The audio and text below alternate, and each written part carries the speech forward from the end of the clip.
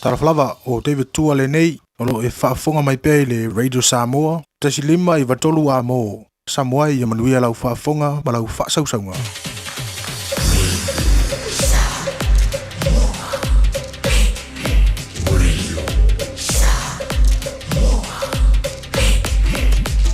Tasi lima I watolu. Ua mawhai nei o na whaatau wantu tōpapa le Digicel I lunga o le upenga ta whailangi a le ClickX Pacific. E mawhai fōi o na lafo aise leni I le MyCash a le Digicel I Samoa, tō ngā whiti mawaru atu I le na o le lima tā la. E le leile reiti aso taitasi ma e whaingo fia fōi o na e le stalai. A sisiane I le clickx.com e lafo aisau tapap a le Digicel. Pe lafo ai fōi sau tupe I le MyCash a le Digicel Samoa, tō ngā whiti mawaru atu. Morisi whamtalanga vla au le olua tasi lima ono tolu tolu fafa. Olua tasi lima ono tolu tolu fafa.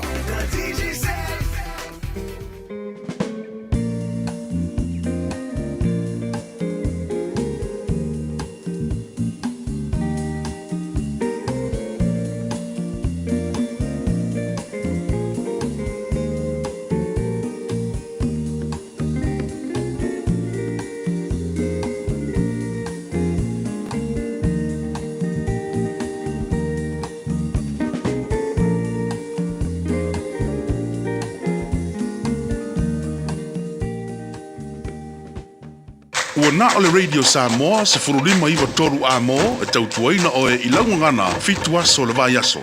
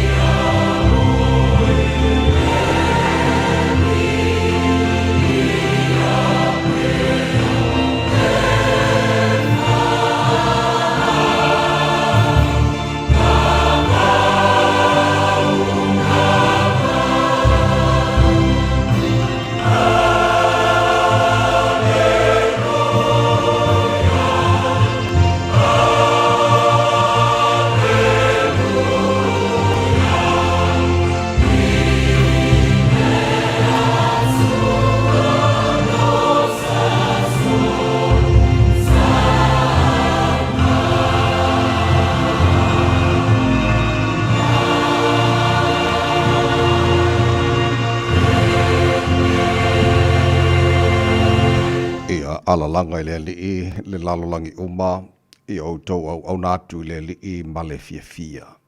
O mai o tau I ona luma ma le alanga fia. I o tau loa le li o ia lava le atua. O ia na whaia I tātou. Ua whai I tātou mona. O lona nuu I tātou. O le lafo māmoe. Ua ia whangaina. Le ta māma manai. Avi ia lava oe. I le nei Taeao fau.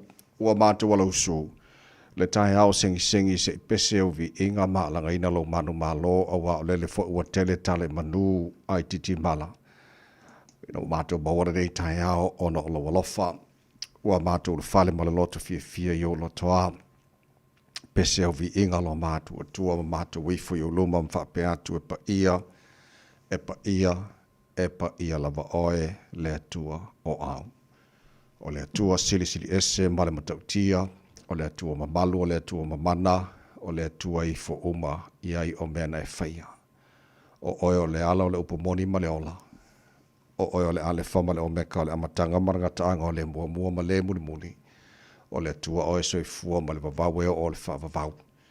o le tua oe la e le vi ingon ba malu le tua oe pulu le matango fie whaaftai tere lava tamā lau mea lofo la faua mātou maua i le nei Taeao le ai lava se tasi mātou te maua i le ola wana au oe lava mātou whaaftai lo lofo la mātou tua o tuta fo i manu whai ngā malolonga sa tō whawhau te ngata o le fau e whapoponi a sa fau whai tuina asoro latu se fua mana mātou ni yola mātou au lia i fo le ni aso ngafua sa fo lima i aso yuni o le whalaunga o le nei fo i tau sanga ia o le mātou malanga o le nei aso lo mātou tua mātou tu inatu o ao ta mā whamormone se e tau te mai e le mātou whalaunga o whai nei au li tia whaiwa le awhia ngai mala tunu le amatanga o le nei vai aso ma le wha moe na mau se lātou mālo longa le lei e le whai unga na vai aso o tuana iatu mātou te talo mo le atunu pele Samoa e ui na mātou na nofo e atunu mamau e le ma whai o na ngalo Samoa le atunu e pele le loto na mātou te talo ta māwha manuia te tai o Samoa manuia na i o mātou a inga mana i o mātou te ngata uma e le ngata i Samoa whapena fo iso se vāenga o le nei lalo langi o lo alala ma pāpā a o ai whamuria fo le nei atunu ni sila lo mātou na nofo ma wai whapena atunu uma o le nei lalo langi mātou maratua nisi o aingo la tunu wala whai mai whanau noanga nei Taeao o le malanga le maliu ma le oti ua motu si ai mawhitanga ma whana mana i ainga o me masani mātou talo lo file mō mona wanga wha maise wha mawhana whanai nai i la tau ta mālo whangia nei mātou whanau a matanga fo i oha ongora niwa yaso le paolo o ao leo mo pui pui ai nei mātou whanau o sa iri le poto e ala i ao onga whamuni e whaiva whiangai mālim tamatai whai a onga lo ngā whamala o oina o nai a mātou whanau. Ia, mantua foile, malu muli panga mana tapo inga, nai a mātou mātua, tu asin sino Samoa i maru maota malawara ni aso, maso se no whanga o tau sia i la tau, mawhana whana o lawa lafa, leo ina ma maru tia i la tau, da newa i taimi o le maru lu, whafo i sia pēro latu se fua laure le tino, sili lava i le anganga. Ia, o mea o mala whana mātou whaia, na nei aso fōwe a mailo mātua tua, mātou whaia lava i nei a fo i atu rubi inga i ante oi ia atu mau e pēla mātou whātawā. Ta mā wha manuia mai i le tautua Radio Samoa nei aso atoa o mātou wole, mātou wala au nei mea malawa i ala swafa mana malo i esu ke wisalo mātou li mana mātou whaala. Amen.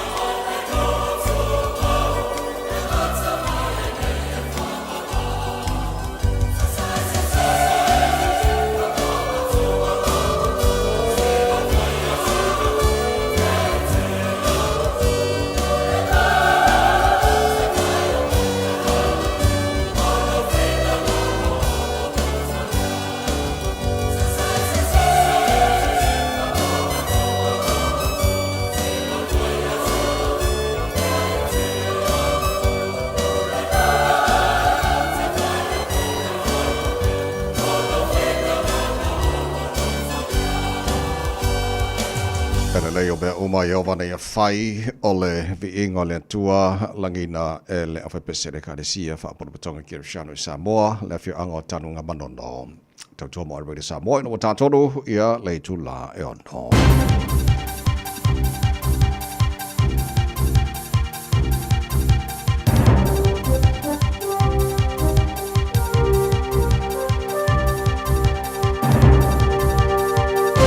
In this update, Nationals accusing Labor of being $18 billion short in its election promises and demanding answers. Nicola Willis released a breakdown yesterday claiming Labor isn't saying how it'll restore the pay equity regime worth $11 billion. She's also questioning the party's future fund and other policies like the public transport cap. Former Minister Peter Dunn says Willis is making a lot of assumptions and is ultimately trying to undermine Labor. They're obviously wanting to try and make Labor look pretty dodgy when it comes to its economic numbers, and they're trying to get that impression across to voters as early as possible. Iran's chief negotiator says there's no point continuing peace talks with the US after Israel launched fresh strikes on Lebanon. President Donald Trump promised a deal by Sunday, but nothing's eventuated. Israel is claiming it struck a Hezbollah command centre in Beirut. US Defence Secretary Pete Hegseth insists they're still on track to sign a deal with Iran, and it's not a matter of if, but when. A Wellington councillor who's long opposed the Golden Mile has been barred from this week's vote on the divisive project's future. The officer of the Auditor-General has determined that Carl Tiefenbacher has a conflict of interest due to his owning multiple hospitality venues. Claudia O'Neill reports. Tiefenbacher's told our newsroom the decision's obscene because as a business owner he's inspired to make the area as good as possible. But he says he'll accept it as his vote's unlikely to impact the outcome. The costs of the city revitalisation project have ballooned enormously, with a review last week finding further budget blowouts are likely.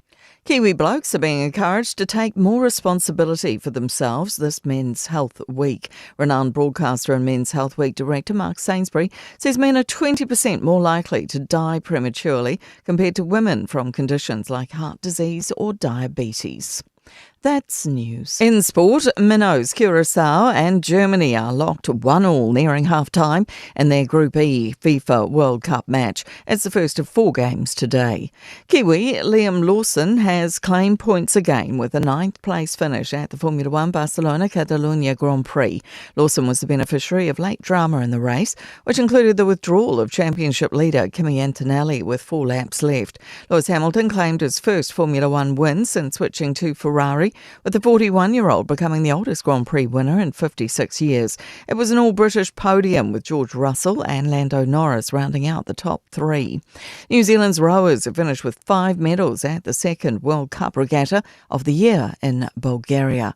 That's sport. I'm Jodie Gill. Ua na ole Radio Samoa se furulima iwa toru a mo e tautuaina o e ilaungangana fitua so le vai aso. Ele swafa mana malolo tātua ri whaalo Yesu Kirisa mo moro whaatalofa mo whaafelo ahi mo whaaturi mai fo ila matele lava mana mingao ni tawai sa mono watino pele ele pa ia mana mamalo lo whaafonga ngara ni fo itahi au fau malo la wala sui fua maruia whaamalo fo le tino ia le folau mua ia vi inga o le tātua tuare nei tahi hao wa tele lo na lofa o le o tātua o riele nei aso o le aso o whai le tua tātua te ori ma tātua fia iai whaafitai no tātua matai na langi.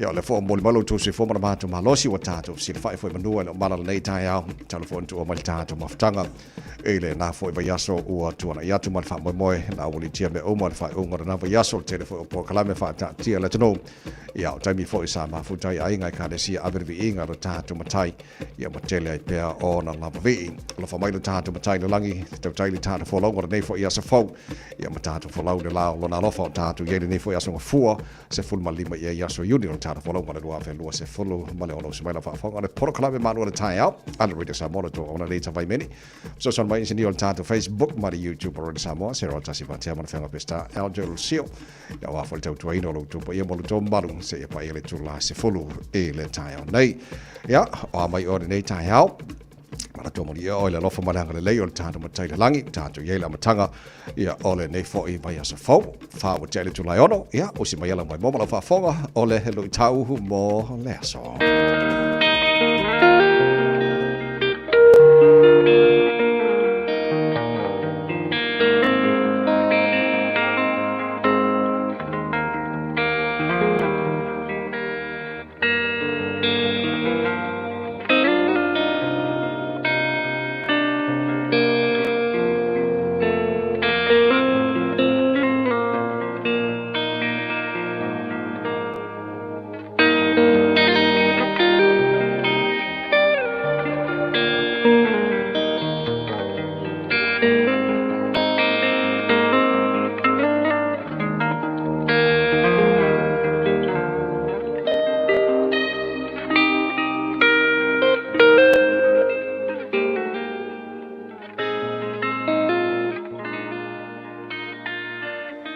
Lui tau mō le aso. O le atua, o le talita, o le olanga. God is the shield of life. Lau tusi o salamo e tolu, a olona foi upu e tolu. A o oe, lea li ie, ua fai oe mo utalita, o lo mamalu foi, ma le faa e aina lo ulu. O le atua, o le talita, o le olanga. God is the shield of life. O Tāvita, le tupu tau-taua o Israelu, le tangata fai mai wana maua ina le anganga o le atua. E ese le tele o ona faafita uli, ile avea ai o ia matupu. Ua fou vale lo na atali o Apisaloma, i lana fai ngā malo. Matau mawhai ai Apisaloma, e fasi o tia Tāvita, ae se i papale mai, o le tupu o Israelu. O le mafua anga lena, na fatu ina ai malangi ina ai e Tāvita, le pese lea i le lautusi e tolu. Fai mai lana tautinonga faa le faa tua. I lana vala au fia ola i le atua. Le atu wae, leo maia i atea. Ua toa tele tangata e taumawhai e oso fai mai. Ina ia faa umatia lo uola. Fai mai tangata, le atua, e te le fe soa ni mai i atea. Ahe o mai le vaenga lea o le pese. E peo na o fai tauina le fai upu e toru. Fai mai le maua Tāvita. Le atua o oe lava o lou talita. E te au maia le ola. E te au maia le malu. E te au maia le leo leonga. E te au maia le puipuinga. I lo'u nei ola. O le atua, o le talita lea o Tāvita. Na te leo i le ola o le tupu. E pui le atua, e pei o se talita i le ola o Tāvita. E malu Tāvita e pei o se talita i a awa lofa o le atua. I le tino, ma fau, ma le anganga. E le a whaina Tāvita, i le leonga a le atua. A wafoi, ua whai le atua maona tarita. O lona winga, o se malu, ma se puipuinga malosi. Ua whai le atua, matarita o Tāvita. Samoa ia whai le atua, matarita o lau whainga malo. Ia whai le atua, matarita o lau e kālesia. Ia whai le atua, matarita o lou ainga. Ia whai le atua, matarita o lou wola. A whai le atua, matalita o louola. Ua e malu i lana leo leonga. Ua e malu i lana puipuinga. Ua e malu i lana tausinga. Ia e la ngona ina. Lou whaatau waa i luma o le atua. E whai ai le atua. Matalita o louola. Na te leo inai. Oe i le tino, ma fau, ma le anganga. Samoa, Fai mai le whaatua tuanga o tāwita. O le atua, o le talita lea o lo uola. E ui na toa tele, ma mano mano tangata e lo lofi mai e fia ave ese lo naola. E malu o ia, i le avea o le atua, ma ona talita. Samoa e, i le nei fo iaso, fai le atua, ma o talita. Ona e malu lea, ona e saunga le mu lea, ona le lei lea, o le tausinga le atua, i lo wola. O ai le fili e fia whao o le leanga i lo wola. A fai le atua matarita, e pei oe o tāwita, e malu, e saunga le mu, i taimi whaingata. I le nei fo yaso. Ai a pe a se i whai ia le atua, ma ou tarita, tātou te tālo. Whawhetai le atua, o la ua fio le tarita, e malu ma saunga le muai i mātou, i taimi whaingata. Anga le lei maia ia i mātou i whi au manga ruenga o le nei yaso, e tonu ma le lei ai mea umma. Lou lava suafa Iesu lo mātou alii, ma lo mātou whaola, ua mātou tatalo atu ai nei. Amene.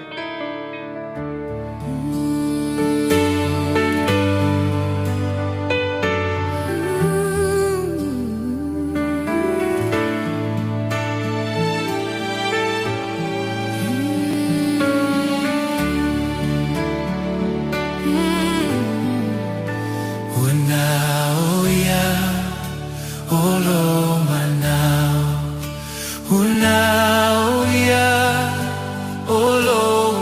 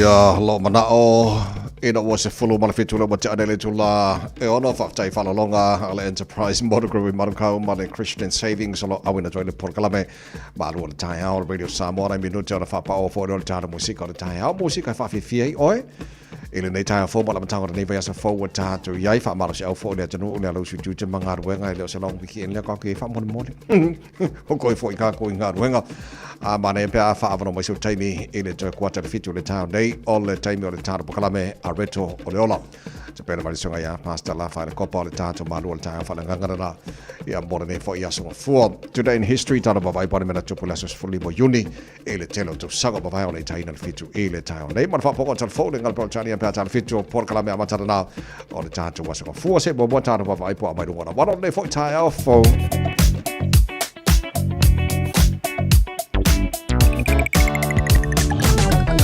Lungola wala nei Taeao. Good morning. Am tavale malo si fu maria manga ya yo lungola wala ele ai maseva nga poloka nei tema Taeao se bangana ku mewa nga fenua pai ta to yo sifo poloka yo na va nga sal porto telo va nga ya malanga mai o Helensville fa solo mai ku meu ya malanga mai nga mai taulanga ya o face poloka na fu va nga o lungo highways mana ya na ole baba ya tu sama matofo na sama tu so lai fo e pisi lai flowa ele pasima papakura on ramp fa solo mai takanini pawana banga city bound state highway 1 ko pisi lai kike mala valele lo se fulu a ta tole malanga mai le highway lo se fulu malanga mai le sifo pasima le tano point severia fa solo mai Mount Roscoe on hanga ma ngia ye flow le a fero mala valele lo sulu a poloka lai titilam sa to tele la tolo o su pu elan to valele Taeao lunga na wala nei Taeao apta vale ya ole tu alalo lava man fa mana tu masani el tar pokalame ia fa pena ona fa uta later to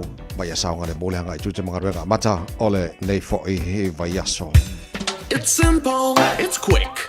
You're closer to families. Sending money's now made easier for loved ones in the Pacifica. New Zealand, Australia, to Samoa, Tonga, Fiji, to the Cook Islands, to Vanuatu. Connecting Pacific families. With ClickX, you're secure and safe. The lowest fees and amazing rates. Now helping home is affordable. ClickX with a K. Reliable. So sign up now with ClickX. Let us help you help home when they need it. We are for the Pacifica. We are ClickX. Radio Samoa. تسليمة يبطل عمو.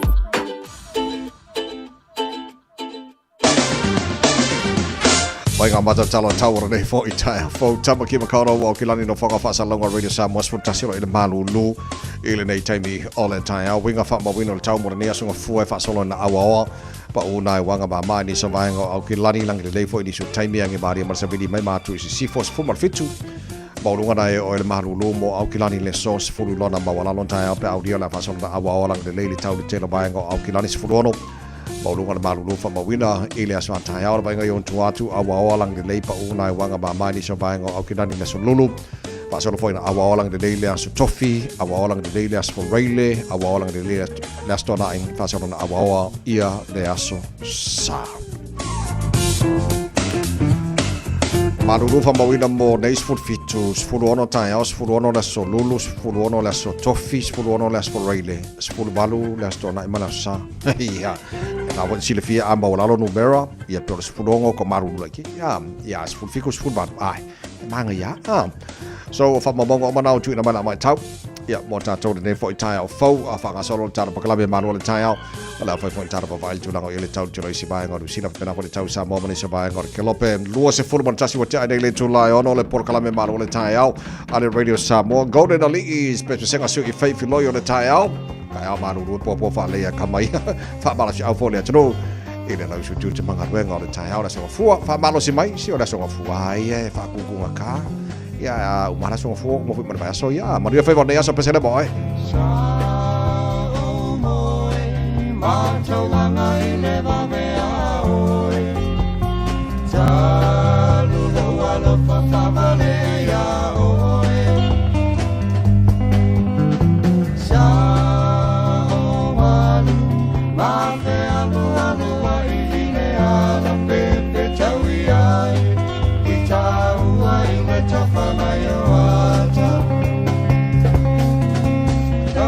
Mo e ta ile ala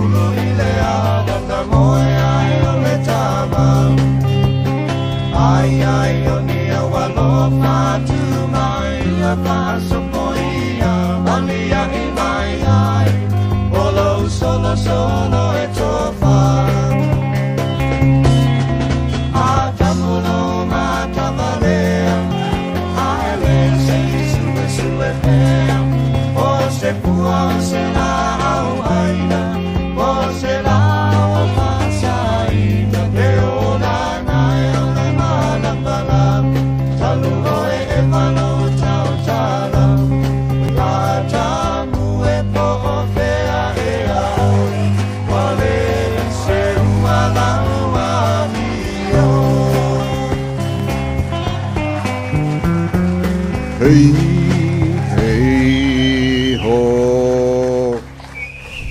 Awola. Fafifia kon Taeao ina lo se fur malai pala wacha ne le chula. E ono malo fa te tele.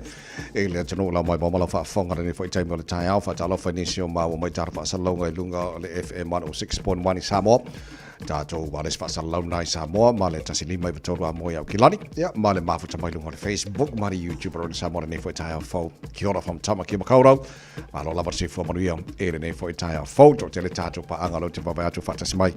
E le ne foi time le Taeao se o fa talo fatu iai telefona se o moti uso fa malo fa taila fa fo mai o melpone o prate me melpone le kim me fa ki ale fa va ve opea se ngana taru taimi chama awang good morning malo fa taila fa tasmai le fa taila for Caroline Twala mangel east le fa fo mai malo fa taila le fa taila fo si papa sabili male fa fo mai weary manuko ka ko piko ngai ya le malo la versi fo mo le fa taila fo Mayaba Simone Talia, good morning. Malor si fo manuia.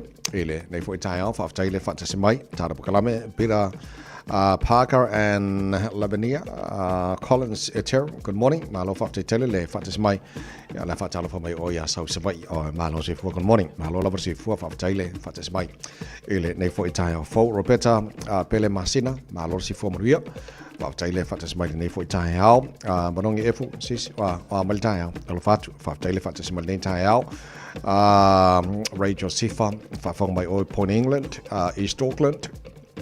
Faftail fatis mai le foi tai fo sa tuanga titia good morning malo si fu faftail fatis mai man fatal for mai ele programa ne foi tai fo to tele na ta pa anga o ta pa futa longol Facebook mari YouTube ar radio Samoa ya ISL to tele ta tolo fa fongol ta silima to tolo mo ya kilani mo tu to ayo tolo malo si e fa pena foi FM 106.1 Samoa malo faftai na kakangi lau ken fongi anga po mo tatou lei au kilani ke no penga e ke ipe na nga o solo me anga pung il tagil telefoni o le vale ono mo le fitu ana po temi diusila o le sa fa ilo mai ai e fai mo le fa te inga po le testing o le message foi le sendatu le civil defense e tangata umalava New Zealand e whaelo atu ai i taimi o whanau fa fose.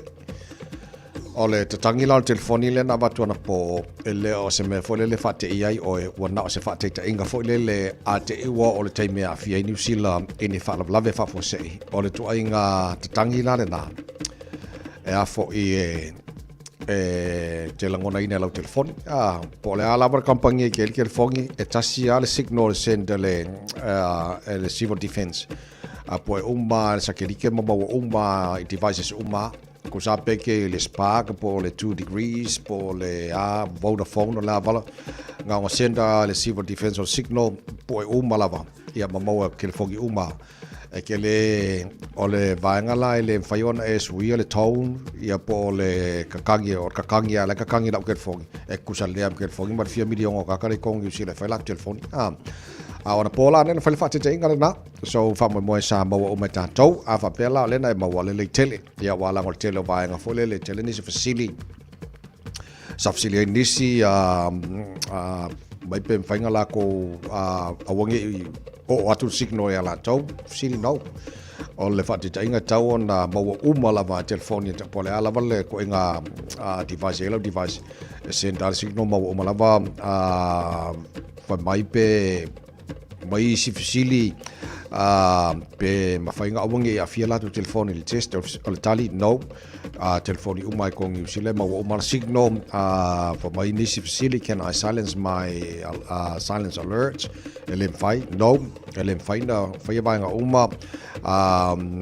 can you make it nicer sound no e kasi ala sound tu se la telefoni fa ina maua o facility tele ala facility how did you get my number o te lo facility na tele na facility ia le civil defense pe fa pe ina mawela to phone number al to telo tanga tele send ya ila so all the facility na for my don't worry we don't have your phone number the EMA phones via broadcast signal at target area umalava e mafai on pick up in numero so pola la telephone per tawa pola la le company mal telephone ko inga device ya or signal na e mau la telefoni il signal pe ona ia mal tela usi telefoni ona po na sa batwai le signal na ol fate inga na New Zealand mo temine nei ina ia make sure olai on board tangata ba ia mau tangata pe a te o se vaenga o New Zealand in fa lave fa fose po ni lolonga po ni mafui po alava metu e ono afia New Zealand ia ko inga signal la nga mai le civil defense ina ia mau tangata New Zealand ia le na fo ia balau ia mata pena o mai tanto o nei la sa America fatalo fatu malo le tino la papa ao so se vai ngo America o nei leo te baba yatu e te tau ona saini ile whengainga o le peace talk ia po le file mo i le ba Iran ma America talo sia wala ngo le foringa mai a saini nei lono winga la ua mawale mono te talaia le alava ale po le ava fo ile po le Strait of Hormuz le ta fio mal tele o siva fo ile le oloa ia maswa tamantuala mele na mele e laulangi ia te tala ina ia free le o mai ba amari swa u kaunkai o langa le tong taswa u e pe ka ko ngi sila fa pena fo Samoa la fo la kaunka la ko fo pingsingi em tono fa pena so nei la anytime today e lau titi latu e ono sai ni ai le na fo ia fengainga mo leva na o sa ni mal ko ma singa ole ai le sengi ya na tasi ala ba nga lau titi loanga ia ai e ono le mafai ona sai ni le fengainga le lau titi latu ona ole mana o Amerika ya Israel ina ia awane i a toe whapainan pomu mwha si tawai o e le vaenga le panona Hezbollah. Na pau ana le vaenga lau titi lotu e wa a whape o lea e pomu a Israelu i a le vaenga le panona. Whamaila Amerika e le mwhaina saini le whengainga. A langa tau o nausta e ma Israelu le mele mana e Amerika. Ina ia saini le whengainga ia maltulanga ia o Iran. So fa mo la tap tilo afa pete wo yini lipoti la tamai le tulanga a nei la sa nei America e taun sai ni ai le ia le ngana na fo ile ia pe ona mawel tar po kalame e le nei fo itaya fo a fo o tilo mo fo tau ona po ile stasio vaenga fa fo ile fa nga tie fo lo tai tilo ia lol Pasifika o lena fa wina mai a onga fa format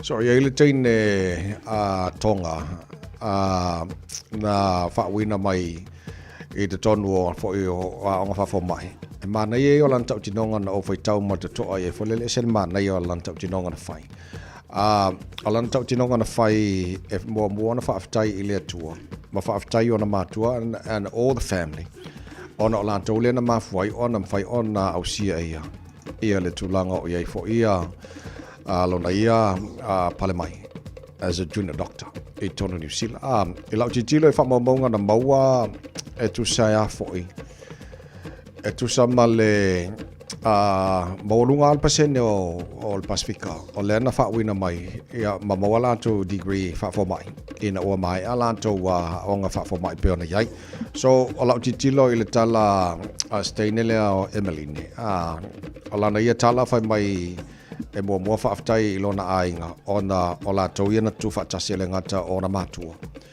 ia whapena fo ina i ona tua ngane whaingaruenga ia mawatutu pe ia te ia and then she had to put aside the money ina if soswani lana onga le ala ua pinelo na pale mai ma be o ia ma junior doctor whaingaruenga i middle mo tasina vanga tau la wa titilo na ola ne tono South Auckland ia mala nei whaftai o whaintoi o whaina tulo na soifua as a doctor e tau tua ia lea tino i aukirangi sautere o le la jiutela i mawhaingaruenga i middle mo ai ole whapale ino mene o whanau o te whaftai nei fo ialo te riro pena ini sualo Samoa na whaufatasima le fo itamai te tonga ola ni ia whaftai fo lele even though we ona tau sanga sa suaila na whafo mai ia ai whaftai na mwhailava ona o le tuwhatasi o na mātua mana i ona tuangane ia malana tu ainga and the community as well ole na ia nanganga whaftai fo le male ia mana ia whai aina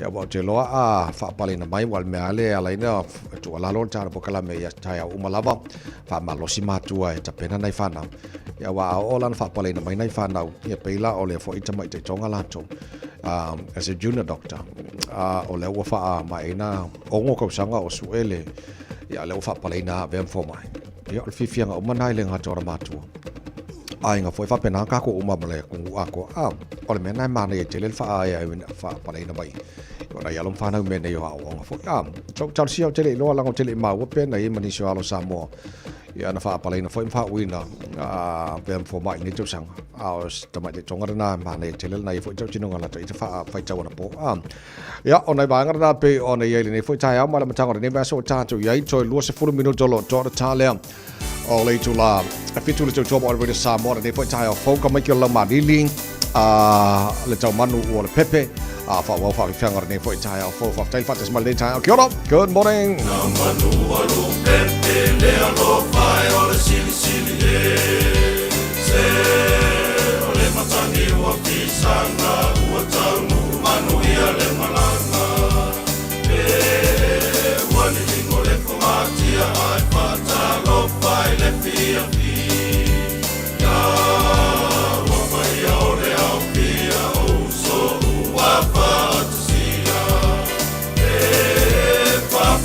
Le pale mia, ma le pale me neo nisina.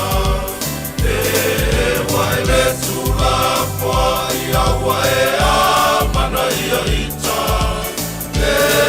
Ma me neo le fitua olo emo I le Pasifika. O Mr. Will, o le fita fita, ti aulo pe ola ua tulima.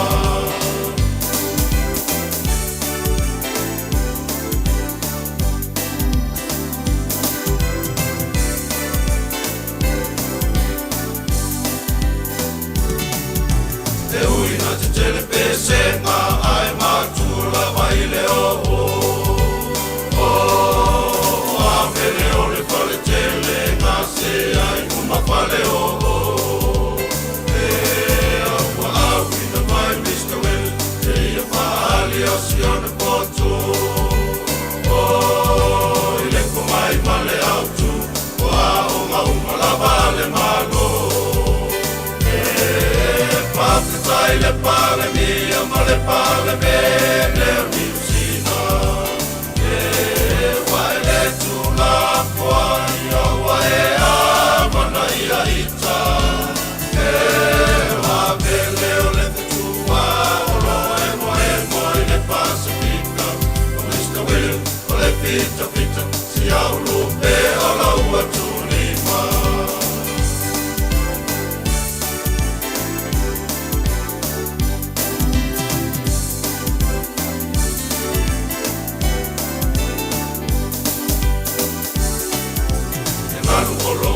Sina ai ua se o mai le fatina.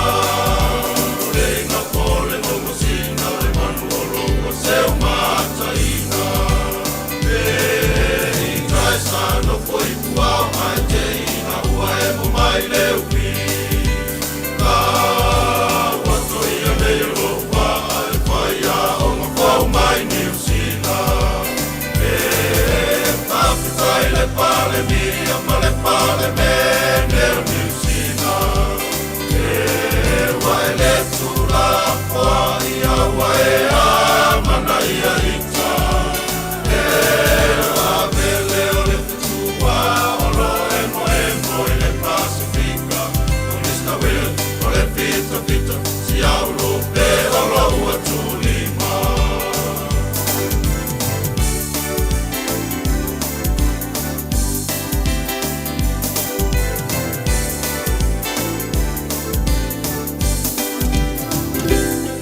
Alova Samoa, waule ne yo kasu tialu, awal suia lingila ula kio.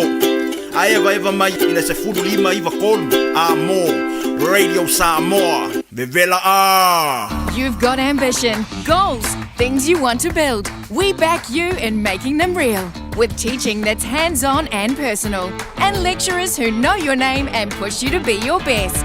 With support that understands your journey and backs your next step. A campus where your culture matters and where we stand with you.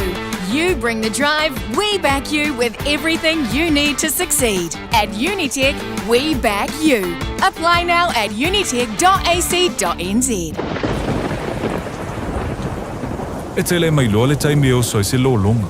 O e saungi, au hoe te whaatali se te tele timunga. Whaamamama ave e se o tau ta mai tali vai o lo mauta. Whaamau le lei lalo mea tō tino e o no whaaleanga ina. Whaike lei tō fuafuanga malo ainga mo le taimi o whaamalo longa. Oni nei minute e lava e te tapena i le taimi nei. E au ngā mo le taimi e tupu ait whaalavilab. Whaamua mua le saunga le mo oi malo ainga. Au wā whaalavilavi whaale nātura. Tanga e ane i le Auckland Emergency Management.govt.nz/floods. Mō nisi whantalanga. Hey, don't be that guy. Or that auntie. Ignoring a sore throat. This isn't just some drinks and lemon tea in your sweet situation. Untreated sore throats can lead to rheumatic fever, Nobody wants that for their family, eh? Go get your Pepe's sore throats checked at your GP, school nurse, or pharmacy. It's quick, easy, and most importantly, free. So come on, whānau. This summer, take care of your tamariki. Get it checked and get it treated. For more info, hit us up on socials at Stop Sore Throats or visit stopsorethroats.nz. Radio Samoa. Taslima iwatoru amo.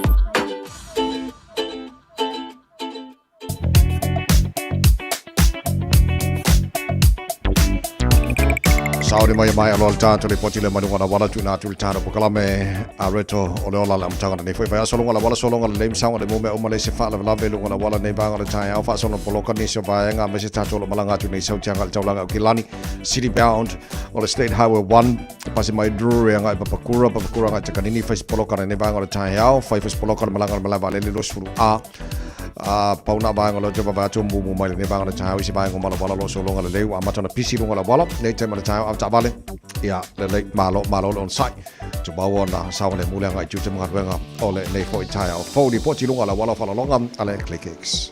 Thank you for choosing ClickX. Hey, did you know that sending money home to family and friends if I'm via ClickX? By Australia for New Zealand to better for my no I Upolo sa baki manono apolima isamo nei. It's simple with 4 easy steps. Sign off via ClickX. Sign up now or log on. Select Samoa or Millicent. Ingo will receive in no time. But don't forget safe and secure. Saungalemu oila utautua.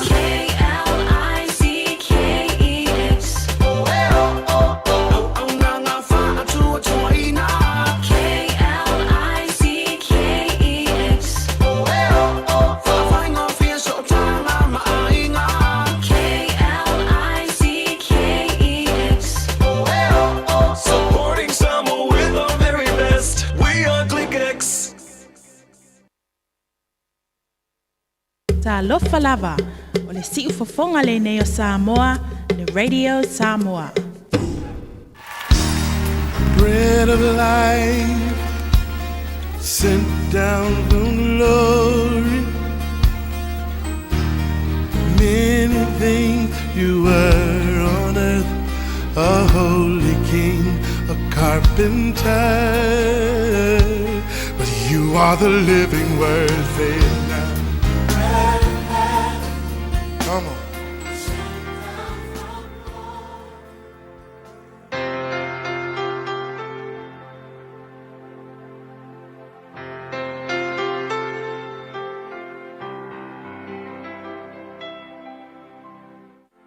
Au te whawhilo ai fwoi tatua tunu uile, nei fwoi aso ile lofo le tua, ia te oe mwhai ona e whafonga mai moa le tatu porkalame masani o le arete o le ola.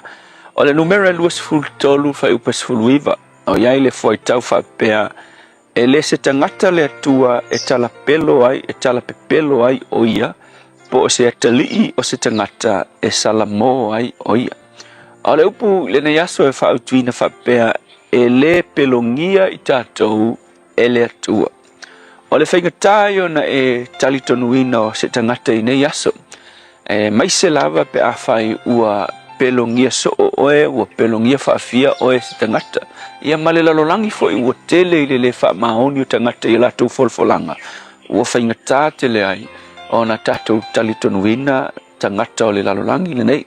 Awa foi la langi e tumu le langi le nei I tangata fai fola folanga e fola ni me fai fola mai se me fai ia te oe ai umai fonga e le tau nu ona ole na tura na ole tangata always lava e fa pena e mama I mo meu upu na ona lafo upu ni polo misi fai mai ai le savali ai pa dole tua la ese le fe mai tu spaia o le tua e le se tangata o ia e tala pelo ai e le o se atali I foi o le tangata e salamo ai no winga e le o se atali I o le tangata e sui ai sana talanga fai mai e o koe sui sona langona hafeta lai le tua I se mea na te faia ia te oe na te whaatau nuu ina lava so o tu spaia la o tu spaia e fai tau ia e tumu I folanga le tua Folafolanga o whaamanuianga, folafolanga o lana puipuinga, folafolanga mo lo whaavavau. E tumu tu spa ia folafolanga mo tātou. A tātou talitonu ma whaatuatua ia folafolanga. Kiloa, e whaia la vele tua, ma whaatau nue le tua na folafolanga, a wai whaamaoni tele oia. Peta e taimi o tātou o langa, fo ia e o mai whaafita uli, mani meti ngā i o tātou o langa po o lau soifua, e tai ai lau soifua, o le mele tupu, o ngiskeimi, e ke masalomia i le tūlanga whaatua ina tele o le tua, pe ke whaapeifo, pe whaamaka e whaamaongi le tua ianga folafolanga, pe whaamaka e whaatau nu e le tua le mele ianga folafola mai moa. Ai eise teimi whaapena e ke kau masalo-salo e whaapena i le whaamaoni o le tua, ia e manatua le mele nei, ia e manatua e mawhai o na pepelong oe e tangata, ma le whaataunuinga mea ngā fola e tangata i te oe. A o le tua e le mawhai na ia pelongia i tātou. E iai sia na folafolanga lo le a fionga pa ia le tua e ke whaikau aku iai, e ke le matua malama umai i winga o ana folafolanga. Ai mai se folafolanga ia ua folafola mai le tua e iai le ola e whaavavau. E koe fio mai Yesu e uma le lalolangi le nei, e saunia e le tua le langi fou, ma le lalolangi fou, au mai e le tua le Jerusalema mai le langi o le ai matango fio ai o ia, ua tuu i le lalolangi le nei. E ke kau mafau ia folafolanga ma e whapeifu, pe mo i ngai folafolanga. Awa whaila onisi wai tangata, ua la kou whaalili ua nei folafolanga a le tua le kuspaia, ua ngā o ngi kala fo i e whaawinga lua a le tua. Ngisi whai mai, o lea ua kako iai le lalolangi fau, o le ngisi whape mai, ua fio mai ngai Yesu, ai le o le winga ngā o folafolanga, mafua mai, o le talitonu wina o tangata, o le wha maoni o le tua. Aki lo le mea, o le visi lavo ke mafau wai, o ke toa ai, e winga o le malama ato tua, i le whaataunu winga o ngai folafolanga le tua, i le tuspaia. Ai o ke mafau whapenei, o le tua lava ia, o le tua e le o se tangata o ia, e kalapelo ai, o le tua e le ai se mea e whaingata ia te ia. A whai uwhikalai mai le tua e koe fio mai Yesu, a whai ua whetalai mai le tua nga ke whai le langi fou, ma le lalolangi fou, a whai ua whetalai mai o ia na te au maia le ai mai le langi ua mau whaatasi ai, mai e whaatua tua o lana whanau le lalolangi le nei.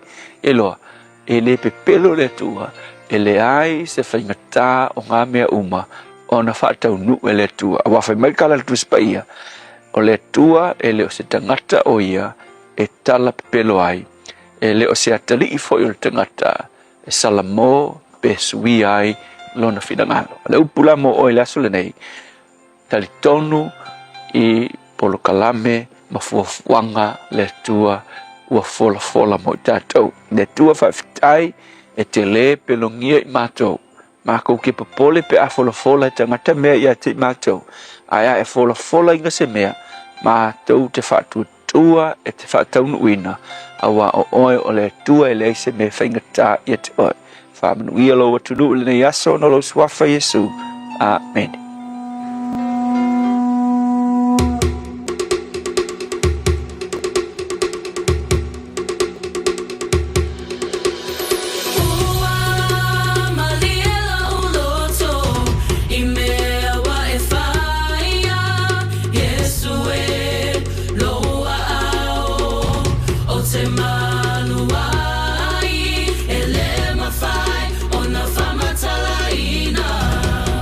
Lonely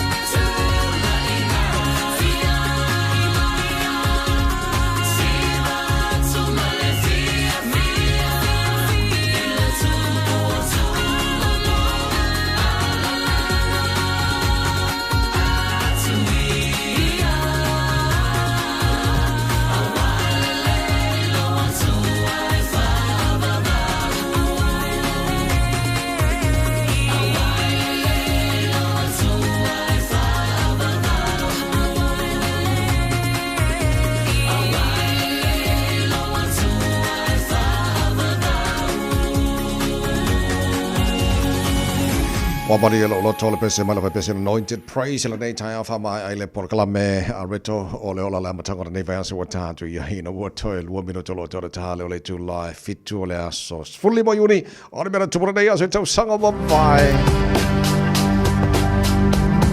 aso se fulma limo uni tu sanga fif sala wono sumar lua fama wino le aso na pasia e tono Africa i saute ia le pili e fa sala ina ile oti so se tu ainga sori tu la fono South Africa passes a bill setting death penalty for many crimes i tono Africa i saute pe ona pasia e le aso se fulu ma le limo uni tu sanga a fif sala wono se fulu ma le lua o le tausanga aso sfuli mo junior tausanga afe iwa se lau varu sfuli ma le tolu o le aso na premia ai i le ata Blackadder o le olo fa autu i Rowan Atkinson ngā whakisir fia Mr. Bean ia ka ngā ka kōnguarenga o le ata lana Blackadder sa premia i le aso sfuli mo juni o le tausanga afe iwa se lau varu se fulu ma le tolu aso sfuli mo juni le tausanga lua afe lua sfuma le tasi o le aso na whamawina na forfole nai ma whailoa le presidente o Korea i Matu, North Korea,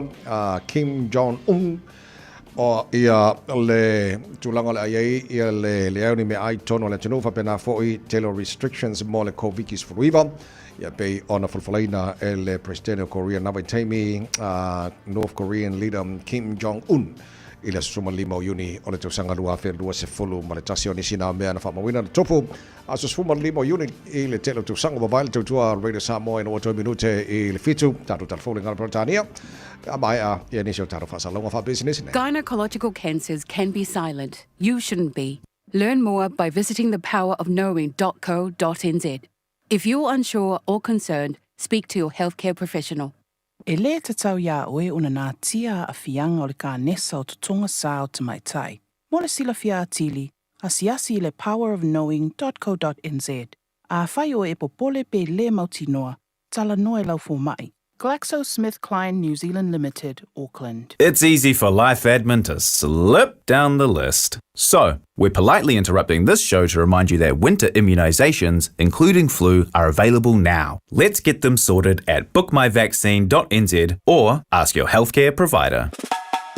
O mo mia ni ngaluenga whai I lo whali. O le living space o lau company if so soani I le whale leo maota malawa. Amana o mia se papui pui, carport, canopy, be wha faulau heat pump, whaisau deck, wha ka peta lau whale. Whaapsota I mai I le living space. Whai a 4 quotes, mau le fsosoani I le finance, e le ai se deposit. Vili mai loa le living space, I le o valu se lau, 5 whaono, 5 valu wha, o valu se lau, 5 whaono, 5 valu wha. Baby, lobaki! Hey, hey! Oh!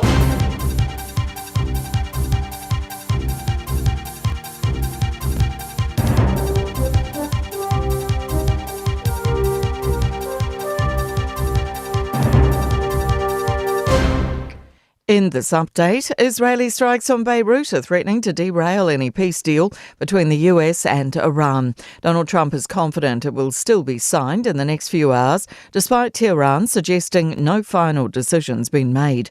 The US president's also ordering Benjamin Netanyahu to end the strikes, telling CNN the Israeli leader has no judgment. The BBC's Hugo Bachega says Iran's also demanding Israel pull back its attacks. Israel says that what is happening here in Lebanon, the war against Hezbollah, is separate to the war in Iran, and that the war here must continue. Labour's vowing its election promises stack up as National accuses the party of an $18 billion hidden bill.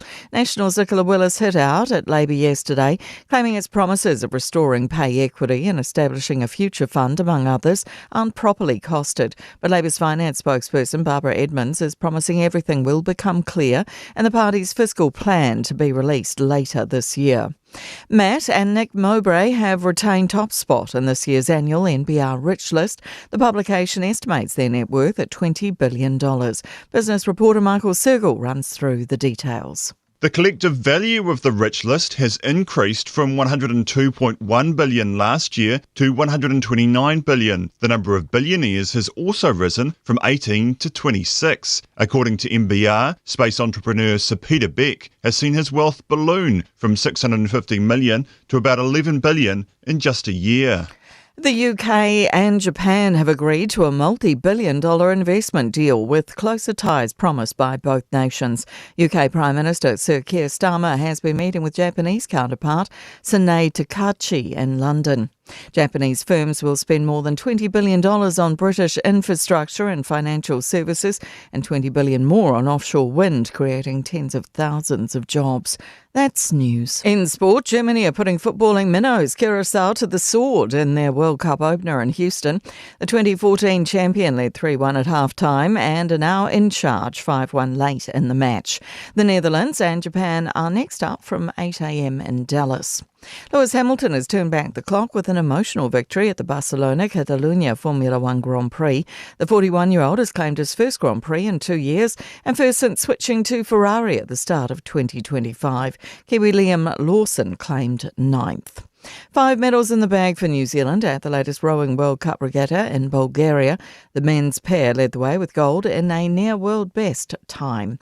That's sport. I'm Jodie Gill. Ua na ole Radio Samoa se furulima iwa toru a mo e tautuaina o e ilaungangana fitua so le vai aso.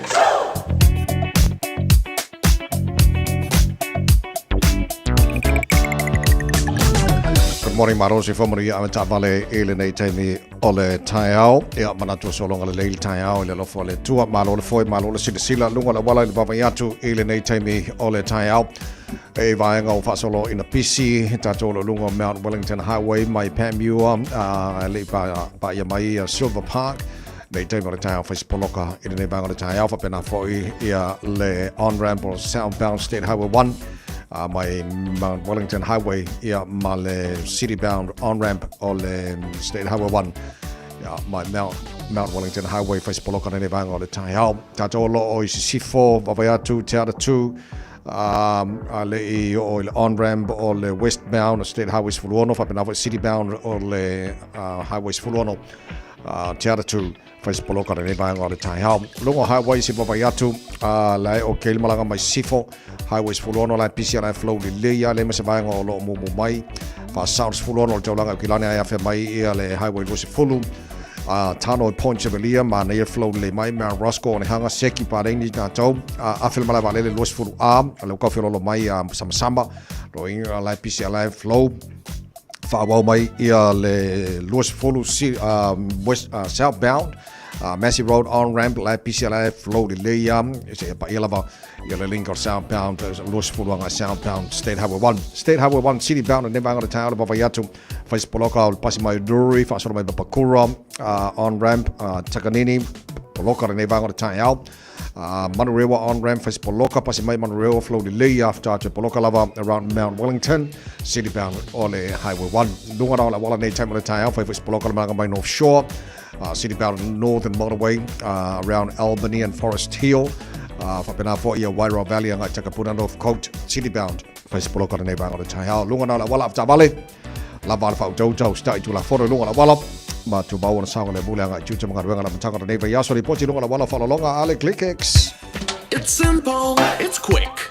You're closer to families. Sending money's now made easier for loved ones in the Pacific. New Zealand, Australia, to Samoa, Tonga, Fiji, to the Cook Islands, to Vanuatu. Connecting Pacific families. With ClickX, you're secure and safe. The lowest fees and amazing rates. Now helping home is affordable. ClickX with a K. Reliable. So sign up now with ClickX. Let us help you help home when they need it. We are for the Pacifica. We are ClickX. Radio Samoa. Tasilima iwatolu. Amo. Radio Samoa. Tasilima iwatolu. Amo.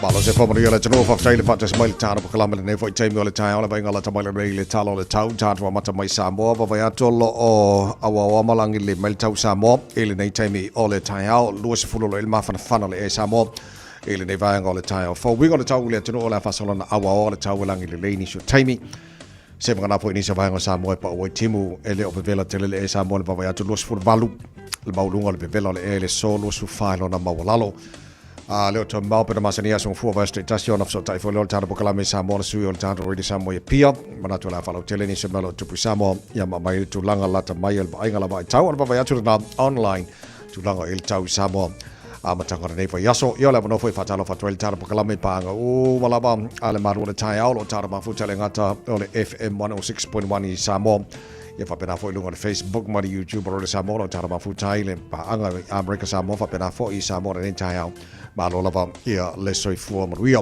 se ba talo tau tono ni sele nei fa talo fa malo le no so va ngor mo tu saute o lo tato ma fu tale nei time le Taeao fa solo in pa utimo ma mafati munga ni so timing i le tele va ngor Westport sfulu ono manunga na Malu sfulu manunga na Malu I wana ka fa solo in pa utimo i le solang de le fia na nei sfulu tolu manunga na Malu Timoru fa solo pa utimo i le nei fo yaso fa solo in na Malu tele le Queenstown sfulu manunga na Malu le so pa utimo le nei fo yaso lang de le fia na nei sfulu tolu manunga na Malu Omaru fa solo pa utimo lang de le fia na nei Nelson fa solo na awa pa utimo mo watu le mafati munga le fafia na nei sfuloro marunga Malu kai koro alang le tau pa utimo ni so time is fulfitu marunga Malu sfutasi marunga Malu in Chicago pa utimo lang le fafia na nei Malu sila teacher sa video mai sifo ya monta to la lampa pa ao in Chicago Greymouth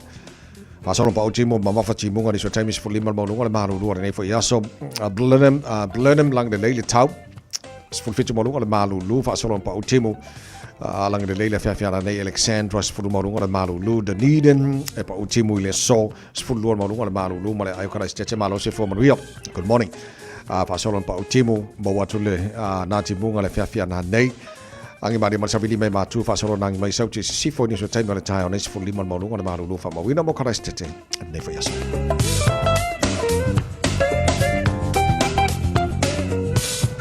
Ila motu matu le vavai atu kai taia pi tola vanunga le motu matu kai taia sfuru valu marunga le Malu le soelangi le leile tau fasalo na awawa I ni so taimi fatalo fa le malo le tenu so savanga lo mua lo tanto mafutai Wellingtone ma lo la versu fu manuia pe fele menga rukako awori hurricanes awawa pa o timu ni so vanga masala vale tu I matu o le haba fa solo pa o timu la fia na nei marsavili malosi mai matu fa solo na ngi mai saute e le fia na nei sfulono marunga le Malu fa moina mo le la mua Wellingtone e le so o isi va ngor motu matu e fanga re langi le tau awa ni so time is full valu marunga le Malu nei fa yaso tauranga fa solo na awa pa timu sfulu valu marunga le Malu nei fa yaso sfulu valu marunga le Malu I tau po awa pa timu e le so e le telo va pe o roto rua Pasoro na awa pa utimo ni so time is full fan marunga Malu or nei fo yaso Palmerston North full fitu marunga Malu pasoro na awa pa utimo le so full fitu marunga Malu New Plymouth awa fo pa utimo nei fo yaso nei pia lang le tau lo full marunga fana Masterton lang le tau full fitu marunga Malu Levin pasoro na awa pa utimo ni so time is full marunga Malu telo bang o Hastings lang le tau lo full marunga fana le so lang le Gisborne full marunga Malu makiri do hey le sifi awoka le fera lo sifi le adwaya fasoro na awa pa utimo ni so time full marunga Malu fa mawina mo kiri do ineso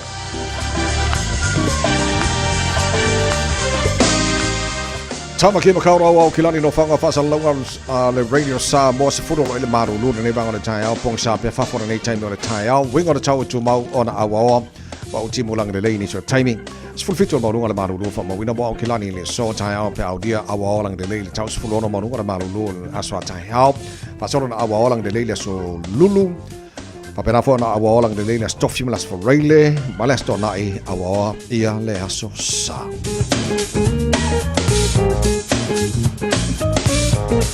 whamawonga umanao tūna mai la mai tau ni whai taimi o le Taeao le tunu o lalampapa au ni savai ngot kelope e le manatu lo mori le tau mo tau e le nei wha sa fau a tātu o lia. Sfulu ole o tele tulai whetu le pokalame manu le Taeao Radio Samoa ne whai taimi le Taeao ni so paanga le tāna pokalame fta am whana whata samani ne whai taimi le Taeao malo la varsi fu manuia se o vai atu toa samania uso Alo fatu whaftai whatala pa mai nei Taeao. Oh, my brother. Le atawa. Dilson Peterson. Uso. O mai Taeao. Ia le lei. Whai wha le lau ka pea o ma le uso loi mararua. La fatu nei Taeao. Ia male to telefo yo pa angal tana kalama lo tana mafuta le nei vango le Taeao malo lava fatu simai. E le nei foi Taeao fo. Nga mai le weekend ari ka ko. Seki ka ko le weekend. Malo. To le ka fe i semi final sing fa solo le weekend. Ka fe ya foi ole World Cup langa le kele ngole fa le pisa mai le World Cup ka fi vai ngor sky le ngi pe ya TV1 e a ko kongi e a pe fasu fakala em pe fasu li marka maka le TV1 ya on melanga ole ngi ka lo ngai lunga alo titilo atu le foi ja longa le ka mangin ka ya ole ka ngi ka ya sha mangi ma Kirago e poi le ngorngia kungu ia ole afurga o mo pingi fa le sha mangi fiku e le tasi le Taeao a ista longa no titilo atu iai Qatar e to some Switzerland e tasi Brazil tasi Morocco e tasi Haiti le ai Scotland e tasi Australia mai lo Australia so e luala ko ai mano ia Turkey on is now results ia po fai unga le World Cup o le soccer le olo tali malo ia Canada ma Mexico ma America o tunu na tolu le tali malo e le World Cup o kaudengi ka longo sa ulunga ri ka ko skayari i World Cup o soccer ai mane wala ko ke ka ko fi soccer semi final sina fai le weekend mo Super Rugby manai o awaye lua New Zealand na mata male tournament on forma consistent ele tulango e le oi wanga final au ye lua si fima mal Hurricanes so the final I fai e Wellington ele fai unga vasora nei ai ola una titilo mala wa vai tu kura au ye mai ala matanga ele iai ma consistency au ye la titilo e makua makaukia mana ia le oi wa in a final au ye lua New Zealand Crusaders and Blues on and off la titilo o kai mia o le malo kai mi o le fai inga ia le afulanga e fai fare dei al Sifi Crusaders ia o ko foi le Blues ia ma ela ko first half ia o ki second half mana ela final mana el final le fai un vasor nei Crusaders ma I mean Hurricanes ia ma le Chiefs le la so au matato motu I matule la pingia le final o Super Rugby ne futu sanga te lo umar Super Rugby on laulia lisel o beleki lo taljonunga o au fo ie lua to teleia tamole la fitfili mai ai I mean for wiki backline le le umata mai ai masalo le Blues a moanga singa ko fape ko lima la ko kama pikiro beleki Crusaders masalo por ngumel fo nga kolu fa lima Highlanders masalo pe kasi pe lua al to tela tamata alo lo titilo ia bono beleki to sangare ne telo umalo le final fili mal o beleki ia o te loe e mai I au ia lua le sifima le Aura Hurricanes so I lawa unava pa imlau ti tilo ia whai inga le Warriors e ko sele umango makamaka le kalonga le Blues ma Hurricanes au switch a koe kumaka wanga mai whakasiale ma le Warriors ma die e ki ako foi e o ki foi le Warriors na ko ko se ki inga ma le Blues le no e o ki mai foi ma le Warriors e whenga le ma die le ia so ia mea ngau kalonga ia ni sina vainga talonga ia pe ona fata no I le fai umara na foi ia so ia mana manato manu ia mai le fai umara ia so le lofa maranga le lei on tai le langi mai ska ko ki ma ngai ngi ka ia mai se ka ko ki ma ngai ia la so fu a fenga mafal ko nga ia ngafi fa mama la jeti mai fa se polisi fa se polisi ma ngai fo polisi la tau ia pe ki o fa se ko ko le sangi ka ia pe fa se toast ia malau ko sa mo po la malau ai kwa kamanga le ba au fai foi so poesi manga ke le nga ma na ia tau na fai le piti o Taeao di le nga fa ko arkaeao di le ia foi ko di le ia le mo arkaeao ai o ka ko wa nga se fu mal fitu tele to la fitu fa wa fa fi fiang o Taeao fa na Jerome Gray ole nei morning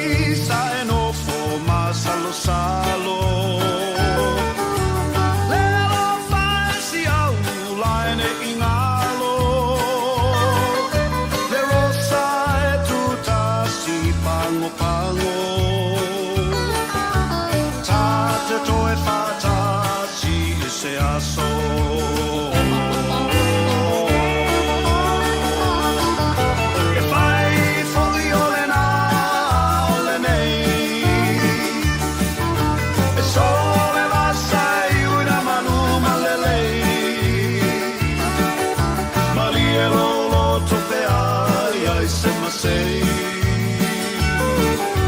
e fai foi ole na ole ne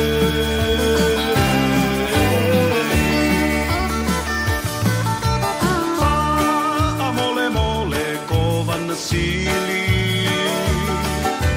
e ma fai ona tali ola u fesili e na mafu ai sea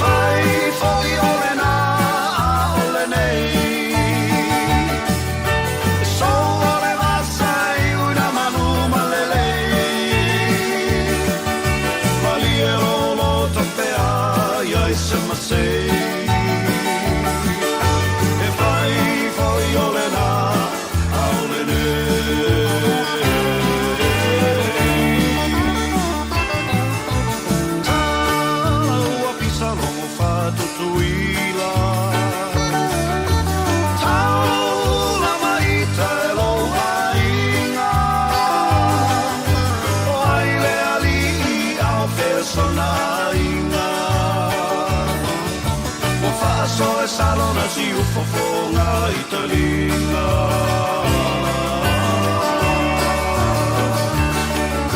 e fai fuori ole na ole nei sole la sai una maluma lei malielo lo tropea ai sema sei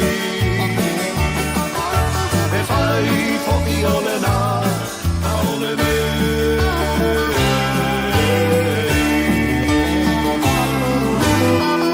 Talafalava, I'm Annie Pulitiwatua, and you're with Radio Samoa 1593 AM. Just think a minute. It could change everything.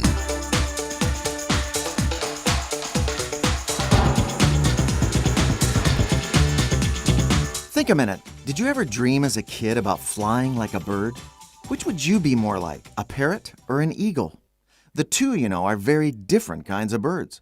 Even though it can fly, a parrot prefers to stay in the same comfortable cage, eat the same dry seeds, and listen to the same words over and over again until it can say them easily. A parrot's satisfied just to do the same thing every day. In fact, you almost never see a parrot actually fly. Not eagles. Eagles have an inner drive to explore and experience everything out there. They have the courage to change and take risks, and they're not afraid to leave their familiar, comfortable nest to search for more. An eagle's passion for life pushes it to soar high and explore new territory, looking for fresh, satisfying food instead of the same boring, dry seeds. So which bird are you most like? If you like being a parrot kind of person, then you'll probably just stay the same. But you'll never have or experience anything more in life. And you'll never know if what you believe is really true.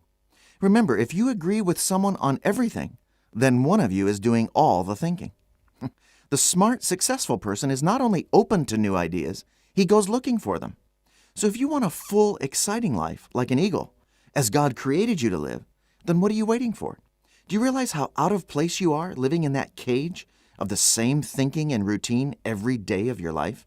Imagine how silly an eagle would look sitting in a cage, picking over tasteless, dried seeds. So why don't you ask Jesus Christ to take full charge of your life every day? Jesus clearly proved he is the true and only way to a fully satisfying life by his teaching, miracles, death, and resurrection. And he wants to lead you into all the truth, success, and full life he's planned for you to enjoy. Just think a minute. If you'd like a free CD of our top 40 programs, write to us on the internet at www.thinkaminute.com. And catch us tomorrow at this same time when we stop and think a minute.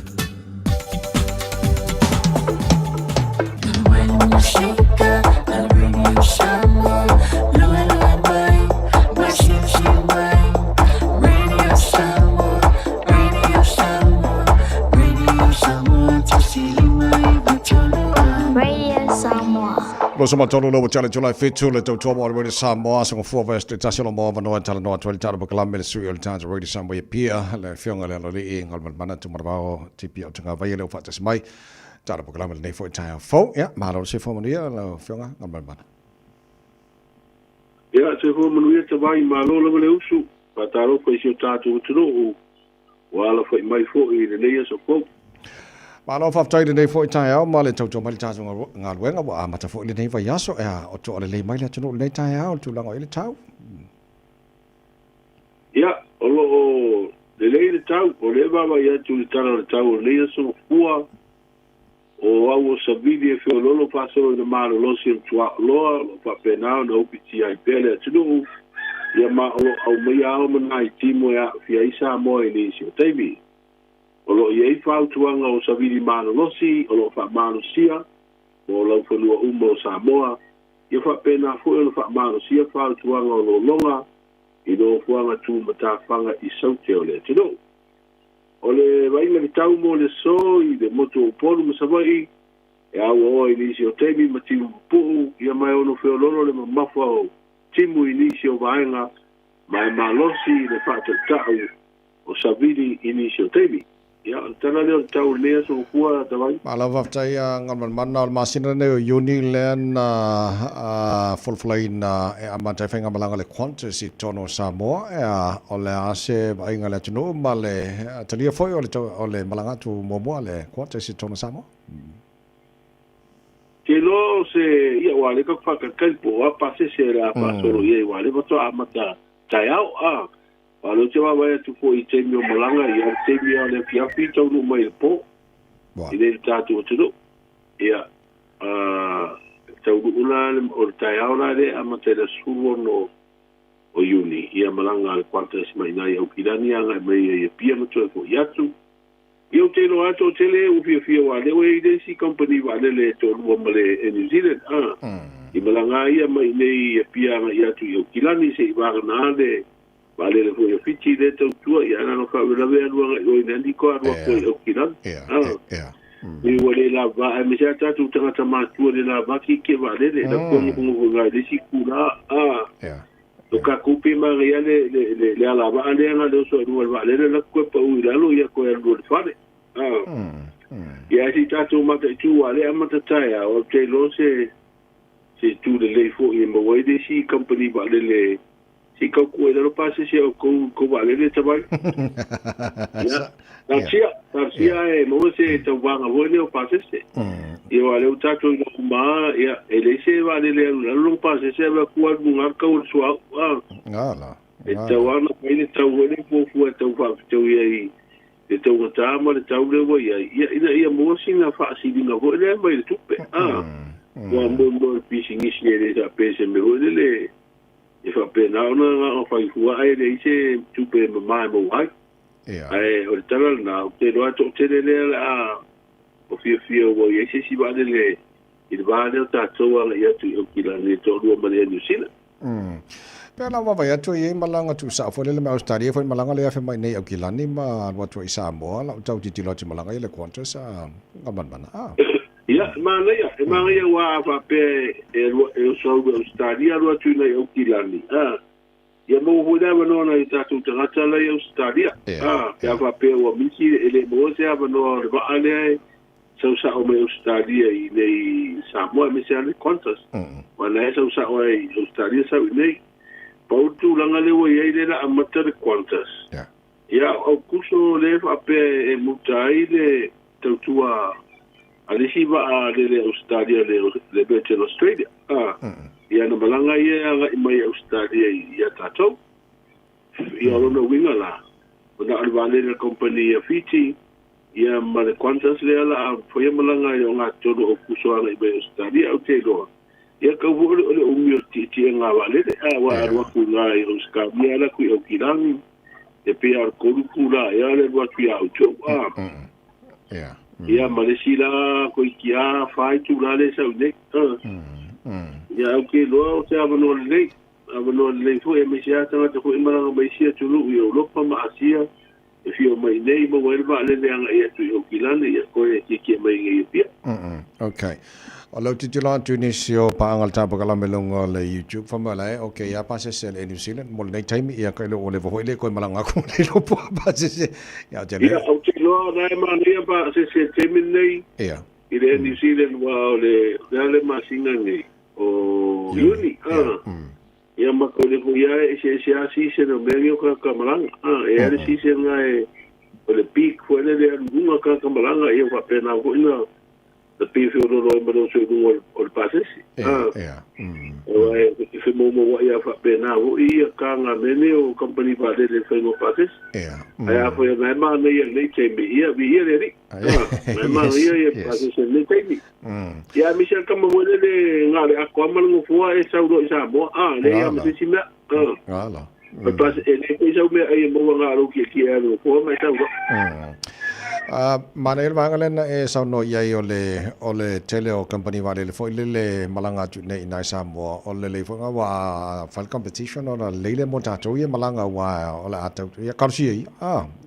ku pur nga ku la ko fe pases kalsia wa le ko te pedal malo e to mai ta tu vale le tele lo wa malanga ia tu di kidama Australia le la ta te mate tu na fo I fu fuanga a paila e tau nu uma o mai ba le na ya ola e vola balanga lo sa o e pia ki o kilan wa ina le ka ko ala ba ale sa ia sa ta tu to lu ai ko I mare ni sina ya a pa ya ro vinga la fa o pera kwanta si le ala ba ale e no vinga I me ta tu ba le lo to lu ba le e fa ya malanga el vale ya e ta si ia wa ko ngal malo le o mai no fa la wi lo ale ta se ma tu te me fa to lu wa ya malo fa te we sa no tu la le to fa tu le sili o la se la ta mai la to fa fonga tu fu fa ngal malo mo se ba de samo o le muta mai lo I lo e fu ngal le e li ma se ma si na fu inspiro I ngal mi sta tu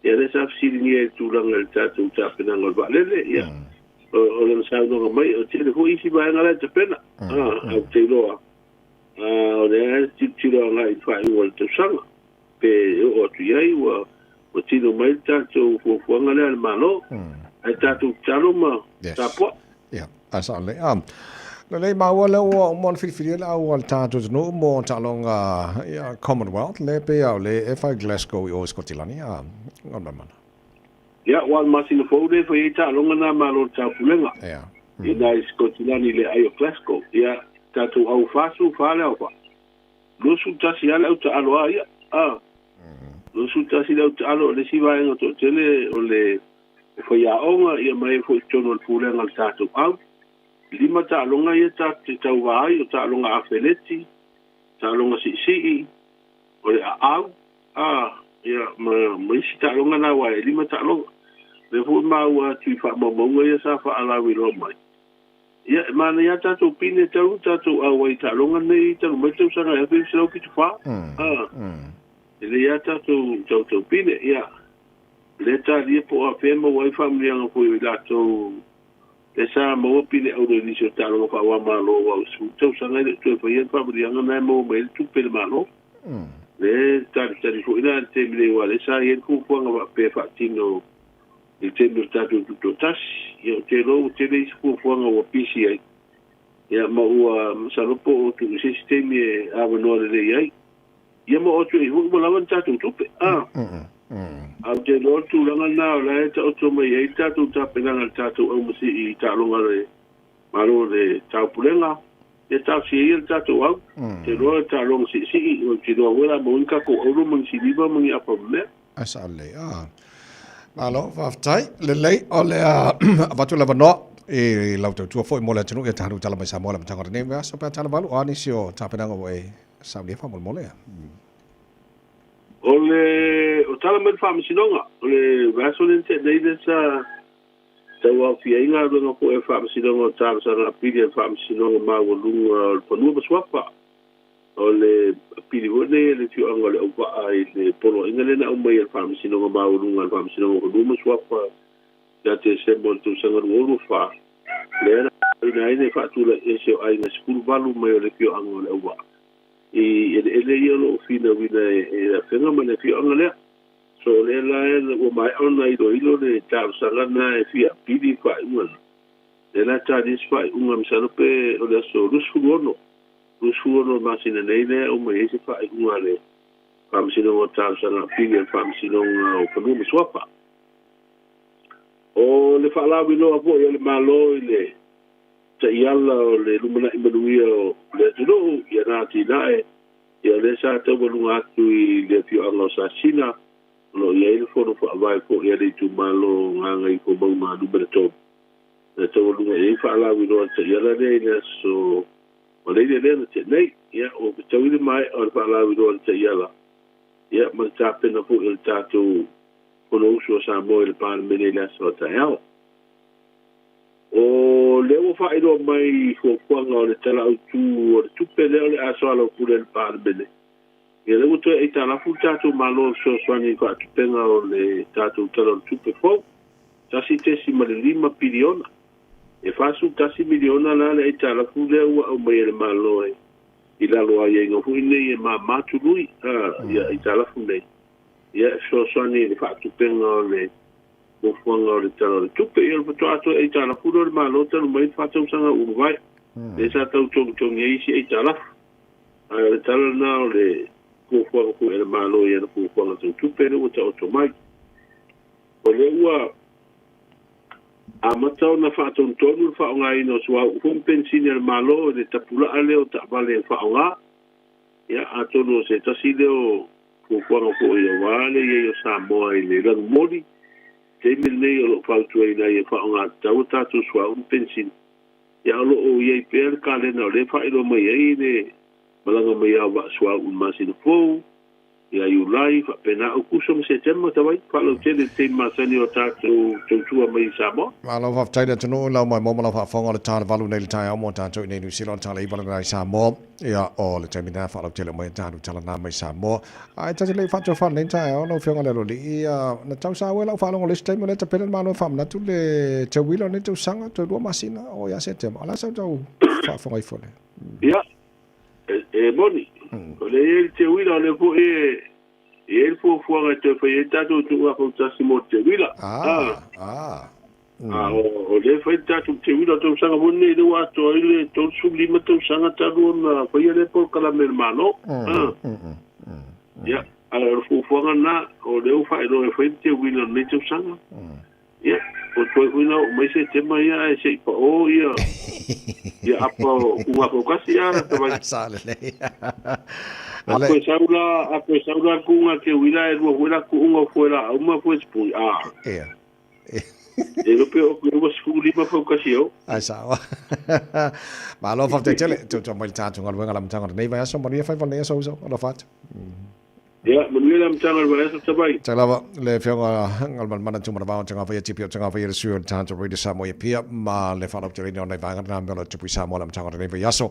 Na fo ba tu tatu tala fa lo tele lanto tu e tatu tala mai Samoa pa tale tu la valu e le Taeao nei tu radio Samoa tala fo ngas fa ora nei fo e Taeao.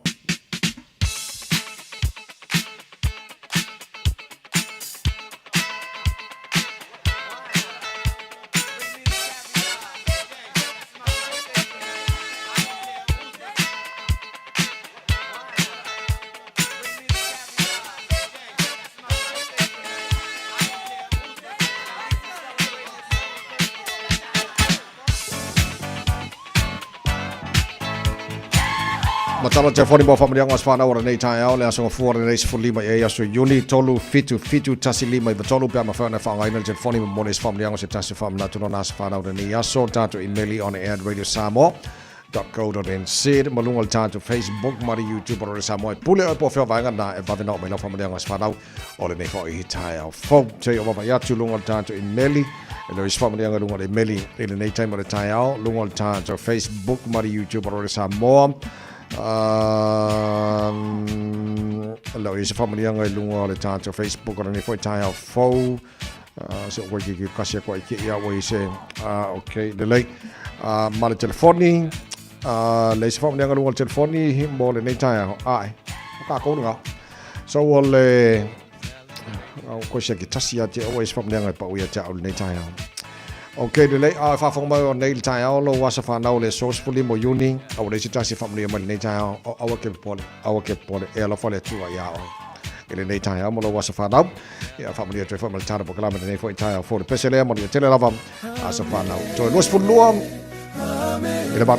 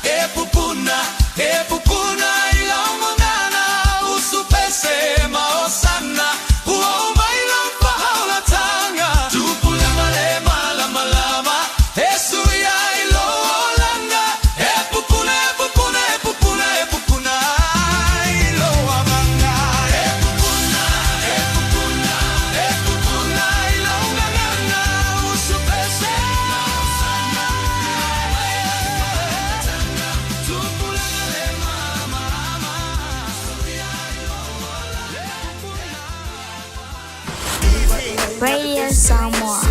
Taslima ivatolu amo.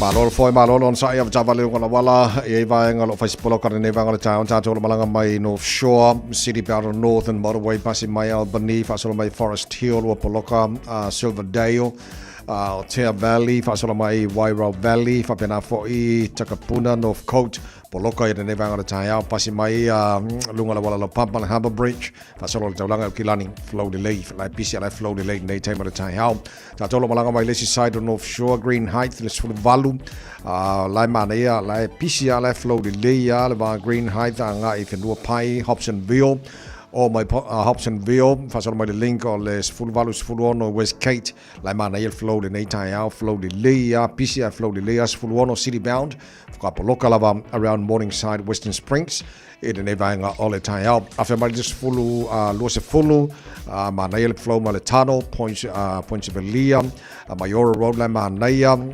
PCI Poloka lai titi lava va Dominion Road on ramp US Barra o mai on hanga mana ia flow de lane pasi mai le wala la papa film malanga malama le luos fulu la PCI la flow de lane fa wa mai le luos fulu mana ia Massive Road on ramp Poloka lai titi lava la flow ne vanga Taeao around Lambie Drive on ramp southbound la manaya Facebook Poloka lai titi nei foi vanga o Taeao ta tolo malanga City Bound State Highway 1 pasi mai Papakura on ramp Poloka lai titi lava manaya flow mai takanini nga i Manurewa on ramp Poloka lai titi va Manukau ma te irirangi la flow de lane Facebook Poloka lai titi o East Tamaki Road on ramp around Highbrook fasolo try Mount Wellington Pasiat Green Lane flow delay ile taulanga kilani les fa lavo tu na mai lo ne vanga Taeao malo foi malo non sa ta vale ile nei taimi ole Taeao fa tai fa longa ClickX lo abuna try poti longa wala. Thank you for choosing ClickX. Hey, did you know that sending money home to family and friends if I'm the ClickX? By Australia fa per New Zealand tu per la for my mo ai. Upolo sa baki manono apolima Samoa nei. It's simple with 4 easy steps. I'm off here, ClickX. Sign up now or log on. Select Samoa o Milicent. Ingo will receive in no time. But don't forget safe and secure. Saungalemu oila utautua.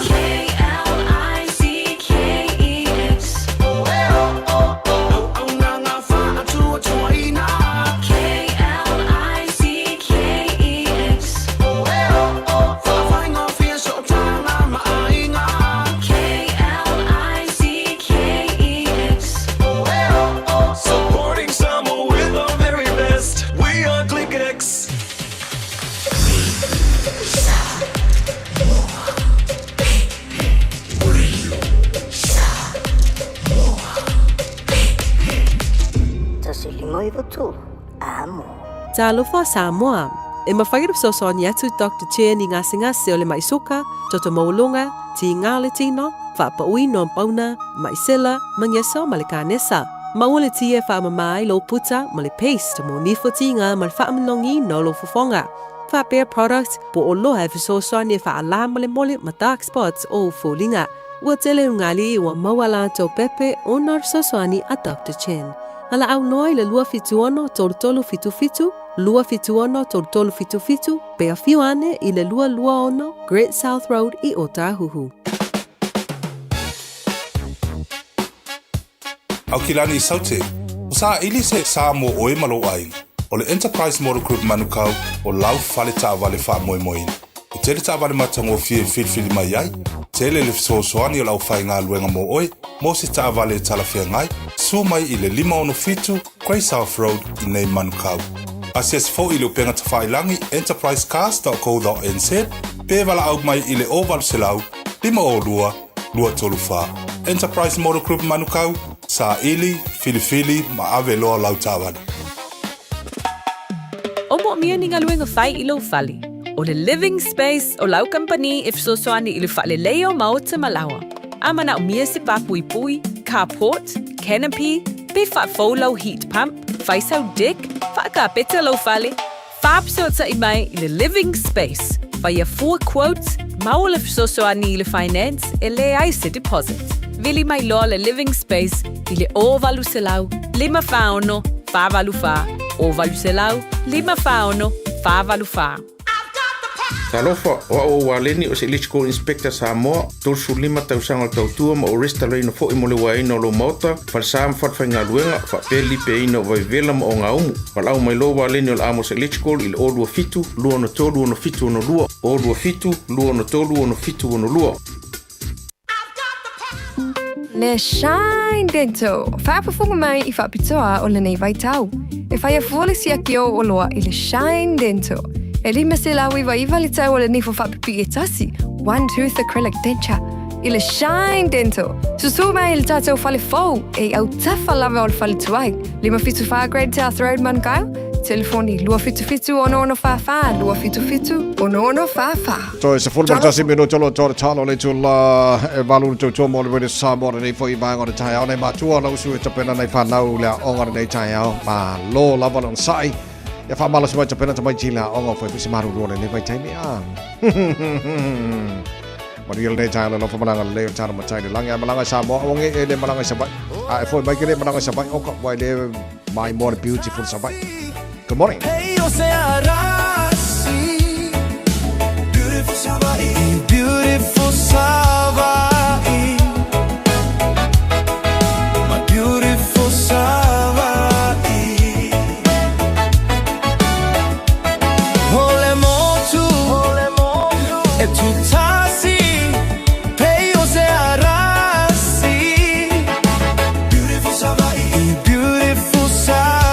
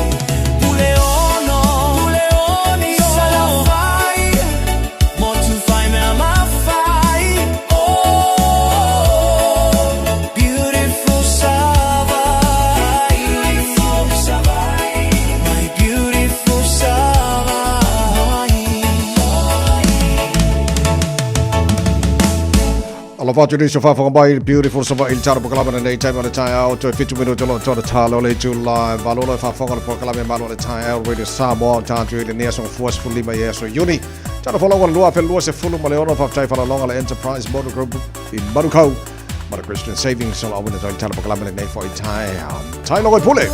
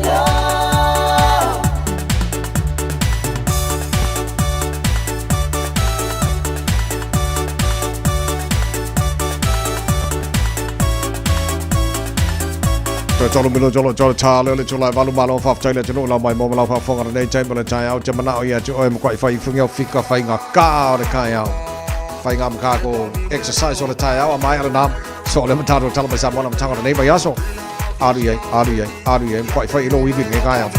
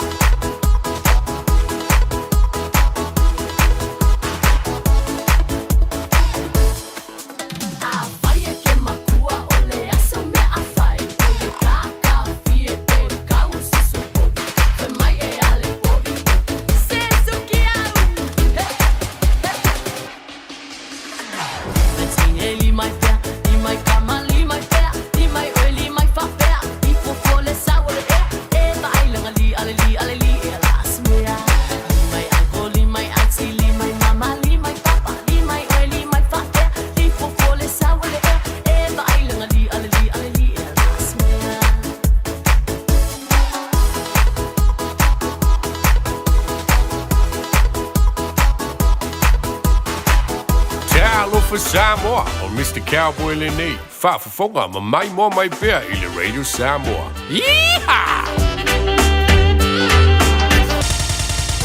Usi mai alau whaafafonga o le whaapoponga fo ele nei o talafau mai Samoa. Awina sa mai mo oe e lau leiti o whalongolongo le Radio Samoa. Tasilima iwa tolu amo. O te whatalofo no tātou o tunu, a matanga fo i o le nei vai a so fau o tātou wheroa i ma mafutai o tala taulongo longo. A o lawa i pēr sua au uma pēni sini maua mo le whaonga ina i ngā nuenga ma au nanga ese Samoa. O le ua amata whaatino se tasi o ta iala mo le whaatonu tonu ina, o le whaonga te tau o ia o loa i ngā nuenga le malo. O le astona ina te nei na amata whaama maluai, le utu uma o ta vale le pamu o le malo o lo i siusenga, o se ta iala le au fiai ma ta vale a whaalap tonga tūma o ti uma le malo, leo lo utu le te minei pamu o lo wha ngai o ia wha pisinisi. Ua wha iloi le ofisa sini o mtanga ruenga o tupe, i le fono le vai aso uma vai al komiti whau fautua, o wha alwelewe wha fuose i matu ia le malo ma le vasenga o tusitala. O le masino fobo i ulai, e fito a utu o ita vale wha alap tonga tūma oti, i le pamu o le malo, o na i eivaenga o lo tapena mua. O le tasi o ai inga tau o lea ta iala mai le komiti ngā rurua le malo, i le mtanga luenga o tupe o lo wa ia ta avale uma le malo. O le ata pula ale au fa inga e 5 ta avale le mtanga luenga, ma se fa lap tonga e fa o ngā. Ai le pito la au le mtanga luenga leo leo fa le pui pui ma le toe fuata ina. O le awhaia siaki ala i poloka masani a wala, e ilo ai ta avale le malo lo usita ia, le tau ave o le pepa whaatanga e fa o ngā ise ta avale, i le whaai unga o le vaiaso wha pēle mai o i tū la whai ngā luenga, mai le asunga fua i le asu whareile. O le asu whao le masina fua i ulai, ua wha moe moe taunu wai le isi waa, e au maia o loa tau suau uma pensini mo Samoa. O le tasi tesi ma le 5 piliona o tupe ua wha te tauina, e wha alue le malo mo le isi se fulua masina e peo na ta oto, i le tala wha te tau au tua o le tupe le a mata soala o pule le pāle mene, i le nei vā yaso. Wa au fiai ma le vai ngā tupe fast fultasi tesi ma le 5 miliona. O se no ngā tupe, e fesoa soani le wha tupe ina o lea fua fuanga. O le wha tau sanga u tuanai o le urua i whai ngā malo, a le wha tua i le atua Samoa utasi, e le ito e whai ai se no ngā tupe, e fesoa soani i ana tala o le tupe, ai sa ave le wha mua e le tutongina o aita la fui fafo. Pei tai o lewa wha aidoa le tamai tai min stao tupe le tala wha tau o le tupe fau.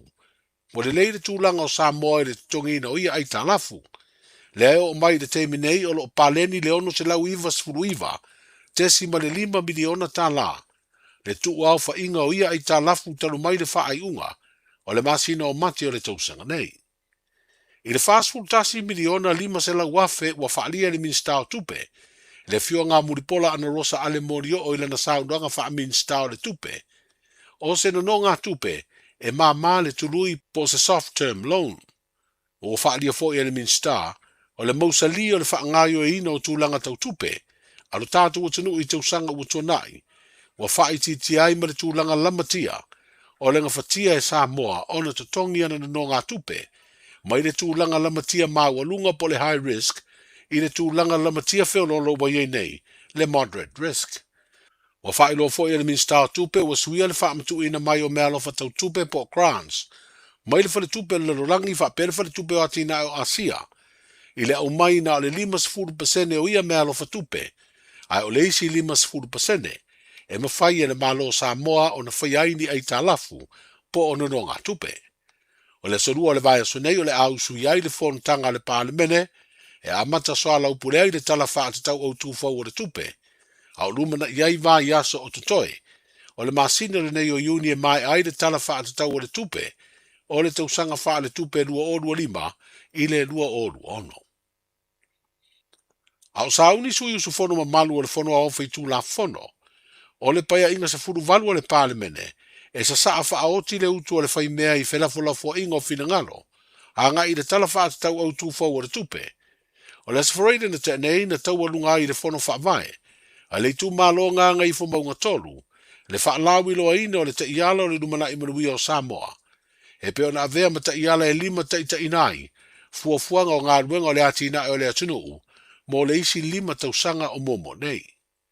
O se Taeao lo whaavai ai fuafuanga o le talo o le tupe, le ua ta oto nei lumo le laulau a fono le pāle mene, o lo au tū le ati na ina, o le soifuanga lau tele, ta mau a inga nga whatau li maina, whaatua tua ina o pūlenga le lei, whaamamaluina o tū la fono, ma le saunga le mū, si o manga malu pui pui mai a fianga o le tau, ma le Taeao lo na 5 o le lei whaatu langa leo ngā luenga te tele, ma ngā whatau li maina o ati na e te tele umana malo.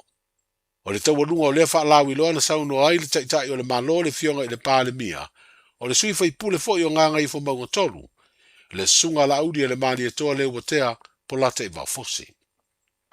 O le manuia, ma le tamau ainga, o oe malou ainga, malou tu malo, malou nuu, malou e kalesia, o le nai o tō wao.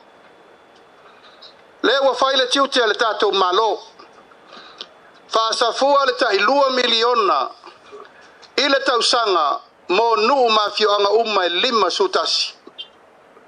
O le polo whasoa, Samoa, tātou mafuta le nei aso ma le whaafofonga mai e Samoa atoa.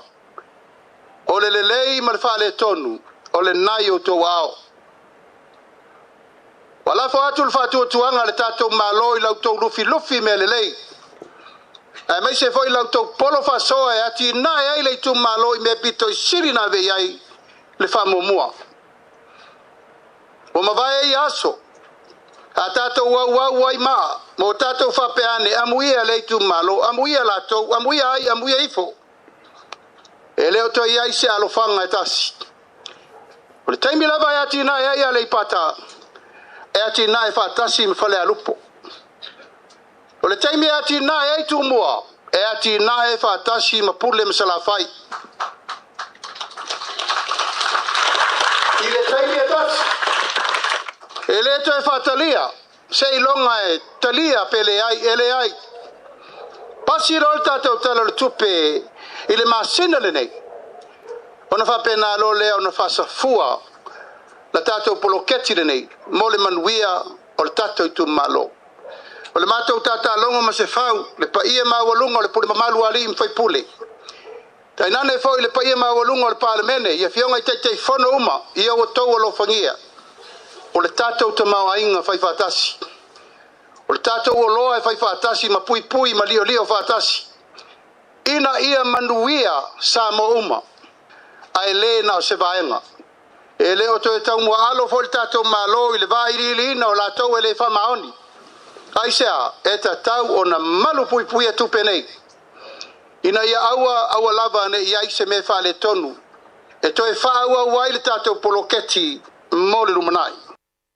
Le taitai o le malo le fionga i le pāle mia, susunga la uri le mali e toa lewa tea polata i wafosi, se vaengola na saunoanga le taua lunga i lona i tu malo, le whaalau i lo te ialo le lumanai manui o Samoa, o le tausanga lua o lua ono le lua o lua fitu, ma le tausanga lua o tolu se fulu i le lua o tolu tasi. O le ua mai ona su e le whaamsinonga o talo sanga toi ilo ilo le whaamsinonga o whanua masuafa. Le talo sanga le fio anga o le au waa, wa lu i eile polo inga le whaamsinonga mau o lunga o whanua masuafa. Le ana umaia i ate esemba le tausanga lua o lua wha, na polo ina eile whaatu la i ese o ainga se funu ma le valu o le nuu, i la tau o lo no foia, se vaenga o whanua e whaasino le fio anga o whenga. O ele i o lo i tua mai o le fitu se lau lua se funu tolu eka, o lea fio anga ua mai atu inatu, e wha o ngā mano foia ele o waa. O le polo inga lea na mafua ai na tula i maini fite na inga, i le vau ia fio anga e lua matau fia i se polo inga le tu mau, a le wha amsinonga mau lunga, le wha aua wino le ngā luenga le nuu o whenga, na wha ta oto ai tua oi o ia ele ele. O suenga le wha amsinonga o talo sanga apiri le wha amsinonga o whanua masuafa, i le vai aso umawai, sa tula i ailo ia e fina wina maua ia fio anga e lua, ma ua wha tali nei se wha ai unga, ua wha moe moe fonga ina, i le aso lua sifuru ono o le masina nei o Iuni. Tala amatai o le nei vai o se fau, seifu. Pui pui lau a inga i le tau malulu, au e te whaatali.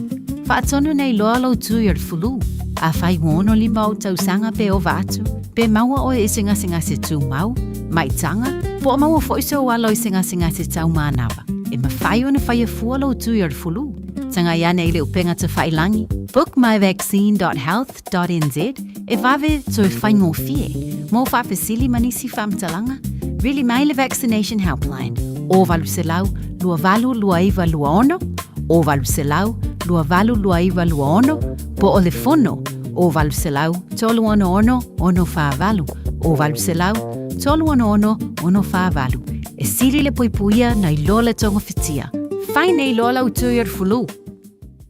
Talofa, we're the Katinas. Talofa, this is Pat Lam. Talofa lava, o a lapi marina. Mau belo li tio. Ile Radio Samoa, tasili mai vatolu amo.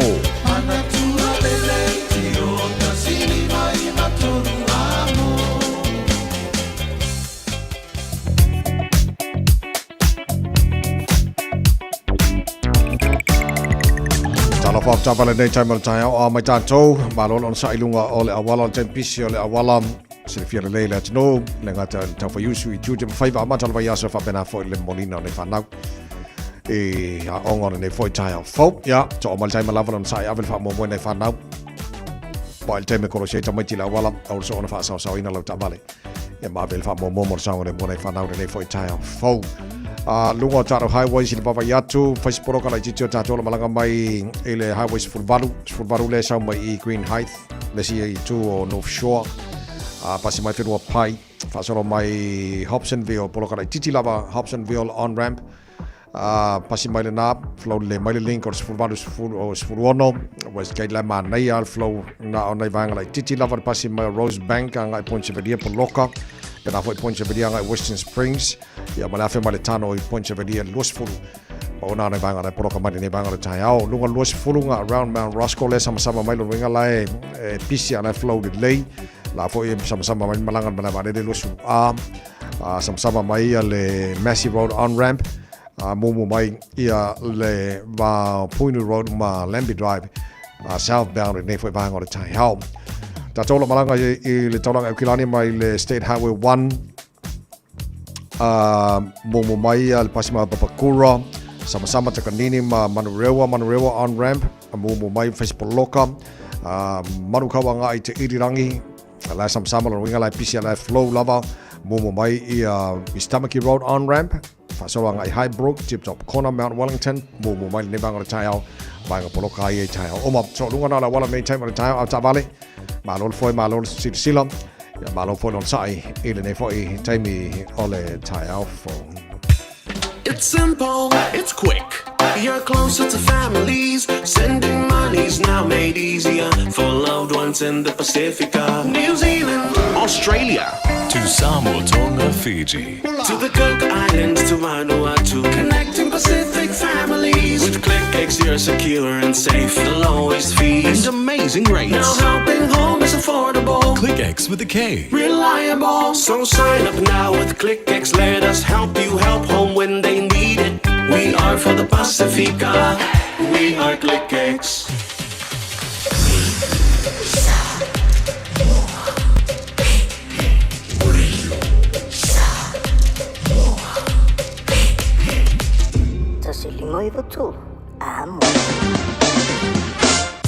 Malo fa te tino la mai mama fa fonga nei taimi o le Taeao le vainga la tamai nei le tala o le tau va atu Samoa luas futolo I le mafana po le vela le Samoa e le nei taimi o le Taeao tu mauinga awa o alang le fo I le tau Samoa ni so taimi mani so vainga Samoa pa o timu le so lo tu mau I le luas futolo mo le vela le ea nga la mana I le vela te fo Samoa e le nei aso rosu fai lona mawalalo ya te fatala fatu pa angal tara pokalame fa fo mai FM 106.1 Samoa ia pia ia fa pena fo ia le Facebook mari YouTube ro Samoa le ngata America Samoa fa pena fo Samoa malo la verse fo manuia e le nei taimi o le Taeao ta tu korosia tu le si tu le vasa tasimeni fatala fa le malo le tano so svainga Australia lo tata fatasi nei taimi o le Taeao malo la verse fo manuia I volo e le malu lure le mo Canberra nei vanga o le Taeao winga fa mawino le tau awa I le so sfun male ono marunga le maru rufa mawina mo Canberra e le nei fo yaso le mano le tino ala papa au Melbourne fatara fatu le nei Taeao malo lava le so fo mo so le mo ingi mai rika ya ori marulu limo no ile marulu le nei vanga o le Taeao le amatene na awa o le tau lang le ni so taimi sfun valu o le maunga na le Malu fa mawina mo melpone e le fo I aso a toa o ngel kai ar kamir ngai lima ro o so le kafefe a le leide maru la tunu so samanga sini Australia lo ta ma futa nei Taeao ma lo se fo mo rias fuono o le Malu le nei time le Taeao wingo le tawe a wa pa una wanga ba malang le le ni so timing lo se fulu marunga ma fana fa mawina ia mo sini Australia e de nei fo aso Brisbane ma lo se fo mo ria nei time le Taeao fu falo i le Malu e le nei vai ngora tai alfa mai la vai tau le fa solo ina awa lang de lei for tau e ni so taimi bo su toru manunga le vela fa mawina mo Brisbane e le so e le vai atu Perth Australia le nei taimi le tau su tasilo le Malu we ngora tau fa mawina mo Perth Australia awa ba una wanga ni so taimi su lima manunga le Malu fa mawina mo nei fo aso fua tele na vai Australia mal tulango ile tau ya per fa mawina la vai tau nei fo taimi ole Taeao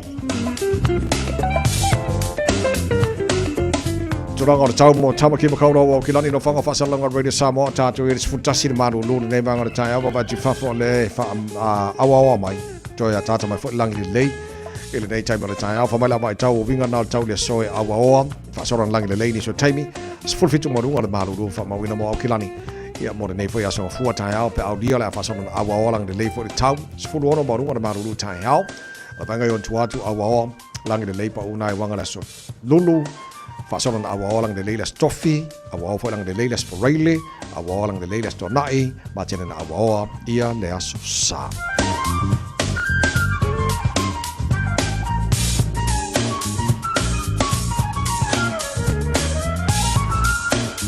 Oi, kalau cuma lai calon calon ni foi cai malu cai os perfitu lau cai le culai valu apa ini mesti ada calon mai Samoa ni foi cai malam cangan ni mai hasil tu fasal lawina mo yang calon mai Samoa pe cai le culai valu sepuluh lua lau le so malah fitu le po ana nei ole sifa ponga calon mai Samoa le cai valu ele Taeao o nau e fa fonga ya mai serfia o calon mai Samoa la tanga ole nei foi pe yaso so Taeao la fa no watu ya ole au sia foi le fono su le tno ia tara noa ma whela foi ia whinangalo o ne maloma le tuangai ia masui umana paramene i le tulango i le talo le tupe pe ana whamatu mai na payaso ua mawai atu manuele ano atu la tano mo lana whono usu i le aso a Taeao se fulmana balu tele tulai balu se mailo whaafonga tato ma whasamora mtakana ne whaso tato o dia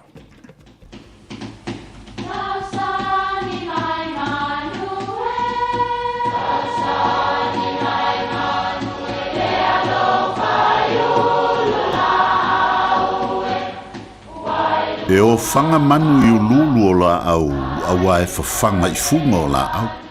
A o le tangata, e whawhanga I upu matala. O le mawhileo o alanga upu mamuanga ngana Samoa maona whaapongai, e a fua I lona sio mianga. O lona lea sao I le whaatufunganga o le iloa whaale aso, mai le tautua se ia o ina pule. O alanga upu mamuanga ngana, ua lanto mamanuina le tō whamanino a Samoa, mana tua fo'i, e tāo fitau muli le atunu. Ua nonu le whā I le tō whā ma le whautanga. O le upo e maua mai I le teimi e tāla whā I talo pe a whawhai. E masani isi tangata o na lafo solo, whā talo ma whewhiloi ai le wha vasenga le leia. O upo e whai I se mata upu, e whenum miai ma le lompo o ai a tuua ia. E ua mafua o na nunu le whai le tō whā ma le whautanga, o no le sao noa sa. A whai e whau fiufi e le isi le tasi, e nunu pea le whā ma o le a whai lea, ma mea e le manui ai le tātou mafutanga. Ua nunu le whai le tō whā ma le whautautanga, manui a lau whāsau sau.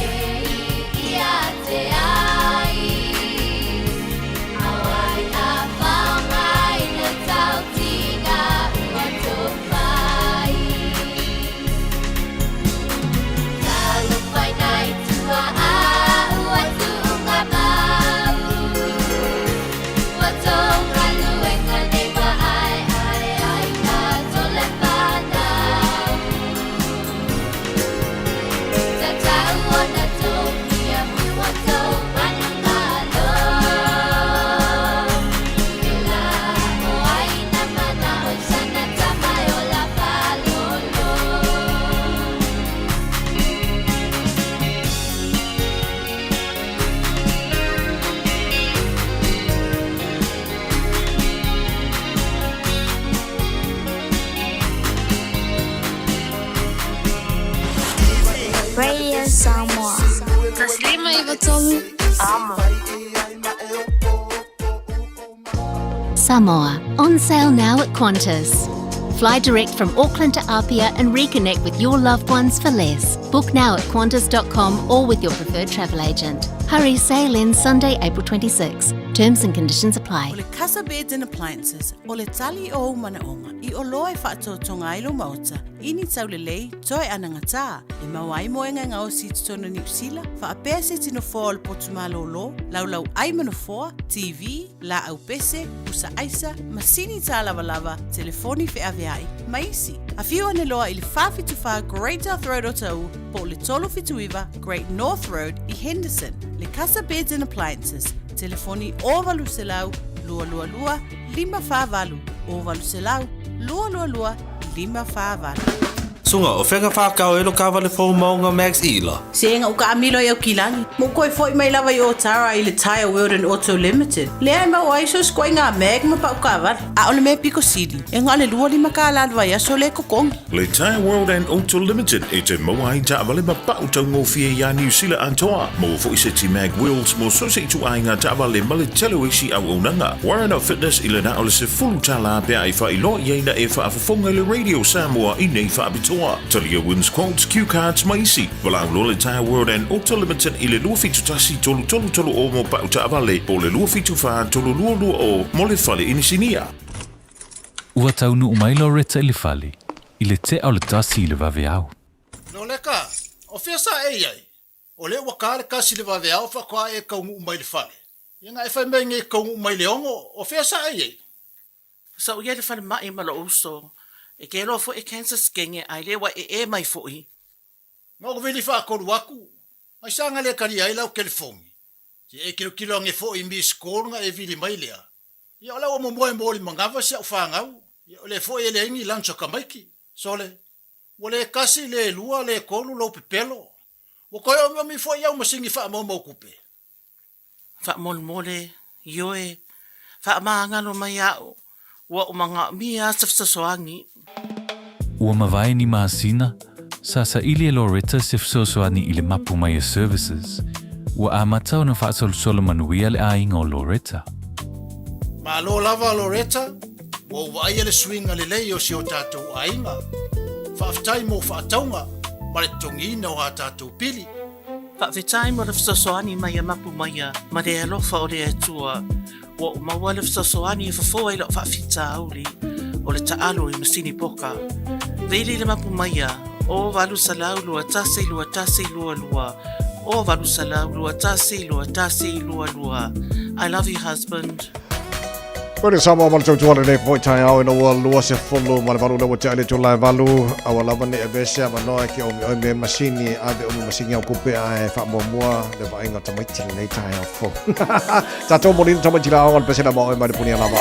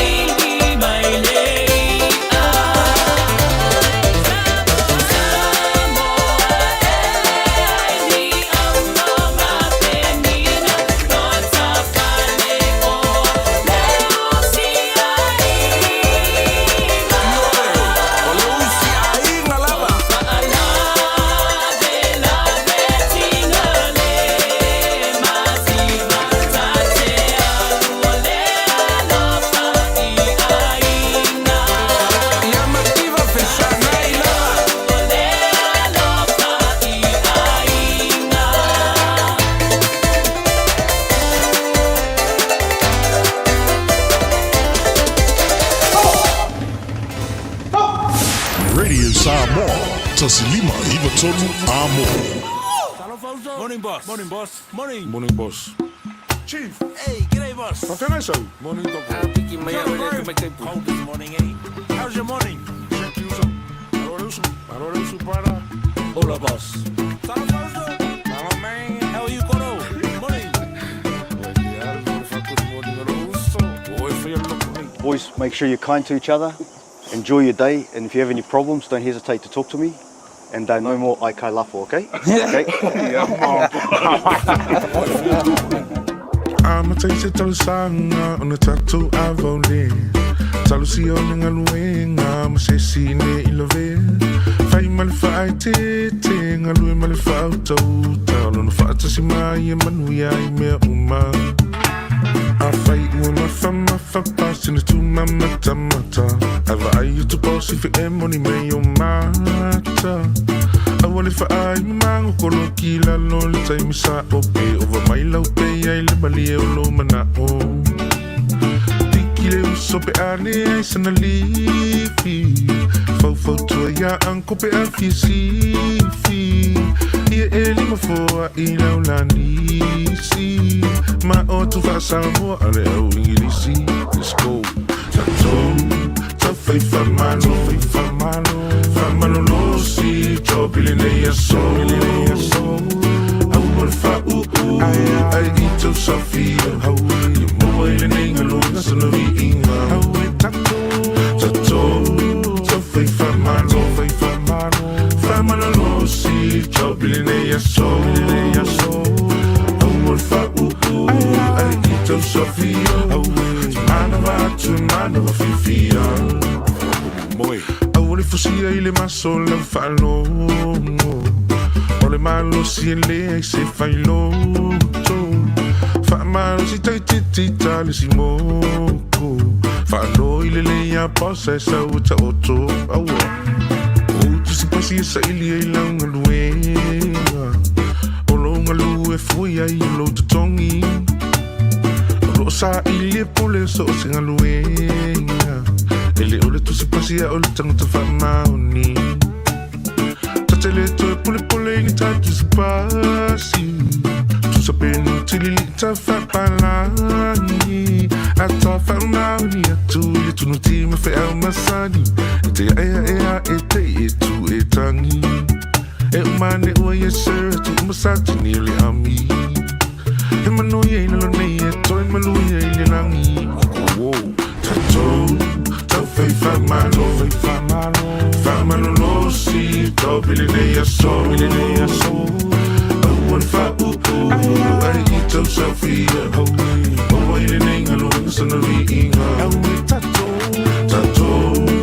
fai famano lo si Tropile nei so Awal fa ai ito Sofia Hawi manava fifia Mai ano Afai ua yo au olo tutongi Sele ilonga lui male fa maoni Fate alau tau langa Ona fai leo fuafuanga Mabana tua Samoa ilau fa somo se fa mamoli Fai lau singa masani male oli Toi tutu foi mana vai so ili loli Ai sei yo foi la ilea so tongi Fa'atata fa'uma au fa'ia la mai fui sama songi Au ai te ai ina ne ia sei se oli E se tu se aku ai fa'ali mai pa'umoli Mawalola unga luenga ko anga i kakalo Loko mawalalo Au ai ke chiki ai fa'alo alo Ko anga i fasili ma vavela uao Au ai ke papule fua o i se mea Au fai nga luenga lai le vale O lai loa mai o le ngai ke pase e unga E se se le su enga lo pasinge au lele i mawalo Lele fai o lau tax Ai le i maua u pepa A e usu mai e relax Wakakau unga pase me malo i low pack Sau Pack, barship Au ai te tafau Wa ai oi i tuli lele usu mai Taeao Pack, barship Au ai te tafau Wa ai oi i tuli lele usu mai Taeao Mai a kile ni a skali Ai kau i a skivi o i whalangi Musi sika mali ile so ifefiloi comme kisasi o kilang it's a tone tau fai famano lo si tau bilene ya so I would fa ai tau safia mo ile ninga lo sono inga tau fai tato tau fai famano lo si tau bilene ya so I to Sophia, man of Fifia. I fight where it says, Ia e ono sa I taste. Oh, I love little Tama, one and low. Malu fale, malu for food. I'll find a wing of fair, funny. Mata utile nakamupani. E amu ile na pule sili ele so ona fire say se amu ile na pule sili ele tai fica e say Talo falava o awola pimerna mau belo litio ile radio Samoa tasili mai votolu amo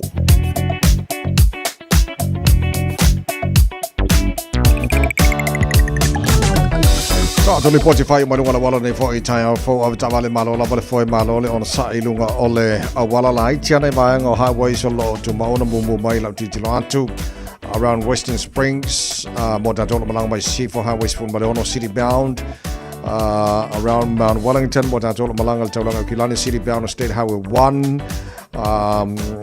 Malanga C4 westbound or state highway Lusifulu around Lambie Drive and Pointy Road Facebook ka rin bang Taeao o si bang umala wala mabayaso solong lem sang ne mu ya bang umara ne foi Taeao fo ya after vale tulangan na lo ilung wala ne bang Taeao malo la bon sai malo foi malo le sila famla tuma sani ala radio Samoa sang ne mu oil fa foi na vale sang ne mu ba se lo tono vale lo fa foi na man sang ne mu vale fe so sa bang wala la lo fe malanga inga ora ne yaso o lo io Thank you for choosing ClickX. Hey, did you know that sending money home to family and friends if I'm the ClickX? By Australia, for New Zealand, to pay for my no eyeing. Upolo sa baki, manono apolima, Samoa. It's simple with 4 easy steps. If I know feel ClickX. Sign up now or log on. Select Samoa, Millicent, Inga will receive in no time. But don't forget safe and secure. Saungalemu oila utautua. KLICKEX.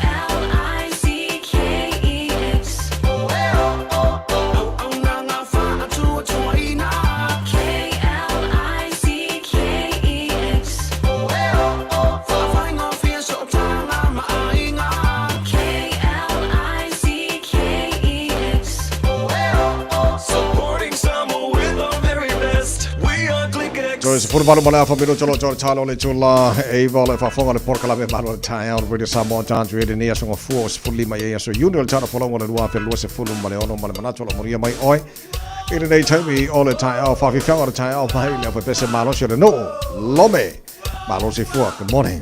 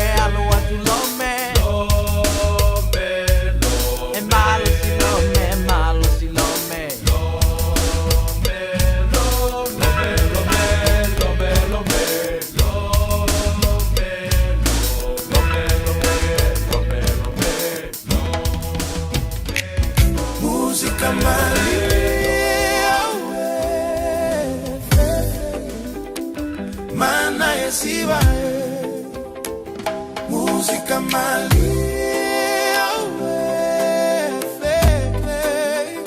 say my night in there.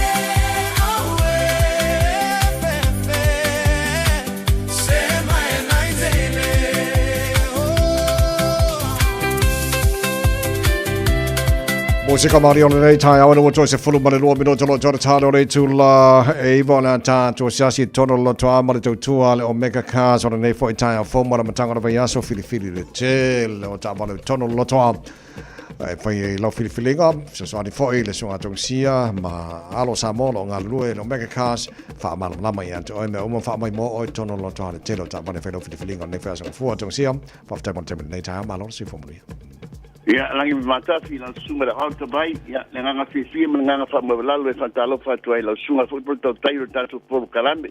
Le Malu o Taeao, le wa fa fi mbu ino le tu ile fer fa mai fa nua matongo fi le ni Taeao, ya matongo fi musika ni Taeao ta bai, asi de tele matongo fi le lo fare li ta bai le voto mo le wa ta bai. Amene, bueno fo ia mawalo se fo mo wola mar se fo lo le la tino le lo fa na le tu o tanto mo le ne se fo Ya, sa le la ba sa ngata ba ya na le ya tu lo fa fo ma sa bo.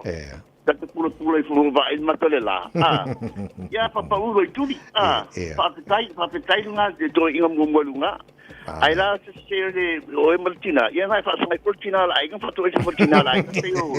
Pero ma fo angale na fa ele to le ngata to le im fa to e se ata ba te soeda. Me to le ko inga. Me ale e se lo mimika ya o lo I mean talk from experience.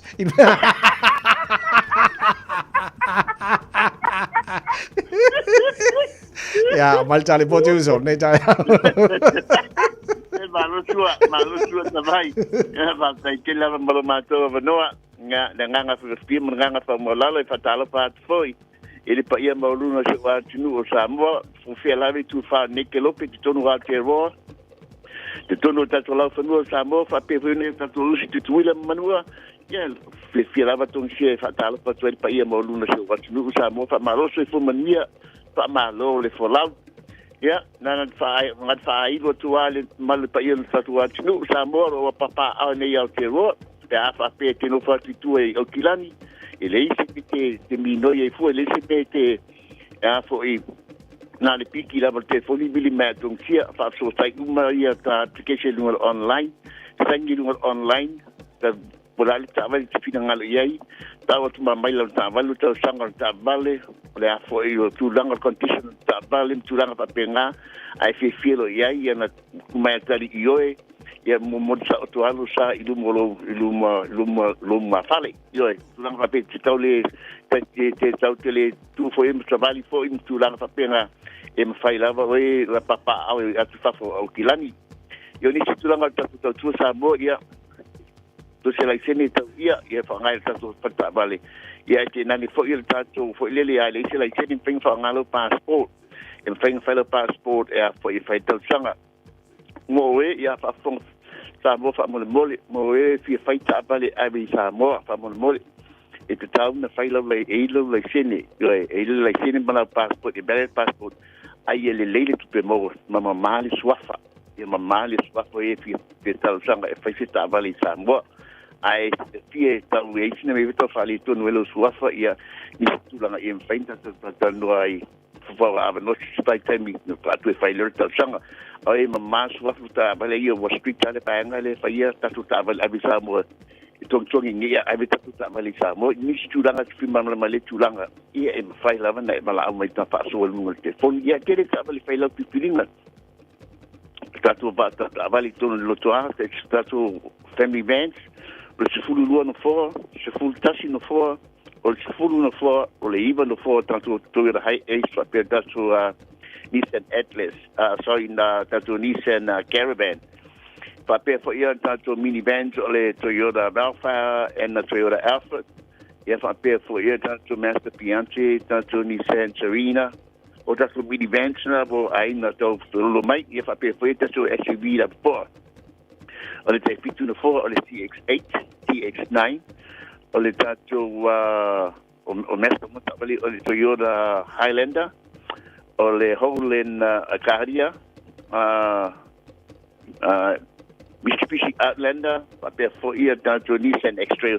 E tele lava T5 no fora, papel fo ia tato piki apu, o tato Utro Maya, o na tutorina, fo Rangers, Toyota Hilux, Nissan Navara, Mitsubishi Triton fa pe fo le Master PT50 o dato piki apu ia le mo to to tu o mai fo ina tu tuinga pai le pu pa ma tu lang ba max o li fita ba tu lang ia nga mo tato ai nge sa mo e fai mo manga yo e tele tabli lai ki foi hypercar sa e ti spela tu filinga pesu me mantala mai au mana tu de todo sanga le mato te bai le sa bo le todo sang mo le stala ino lang tabale tongi lo me ka se pai no la le stala mo the first 2 years of your contract the registration yeah so maila ile on the fitness if I full tato company for the first 3 years of your contract pa pe for le service no lang tabale ia todo sang mo con calante e service fu ele tato tu le fo ile ilo sa auto tongi ia sa mo ia ia na tabale me ka cancel faile tu ale tu chingo lo sa auto tongi mo fruto sang mo con calante isi tu langa ti mana mai su mai matala mai a mantu ale tato refer fee e a fili masala tala societa vale e a fili refer fee a tato piki apu e mana tu tato pasala uma business e ona e inga fa pitoa e su mai tala mai a fo ile musala Kevin Stripe ine papa tu e man kal musala Kevin Stripe pe vala me for tato line ole oiva lua fitu lima balu tasidua oiva lua fitu lima balu tasidua e pala te foi febrai ole olvota Papituano lima fatas. Oh, tasi papituano lima fatas. Man mi tele la fafung anga Samoa ia. Mi le tu e fai vale filma ni yaso tabai. Tai lava. Man ni maso ato fa man mi le tu e o faiva. Ya mo terminei fatu fafa se foi la sunga la o tabai. Man ia fai vale yaso la sunga tung sia fa tai mo le poti nei Taeao to radio Samoa. Sauni mai mo taro taro fo. Sunga se yuli malau la matanga nei maso pe mai a. Le pese sina ia Rigid Park. Au e fa fo boka la me maro le Taeao. Ma se fo.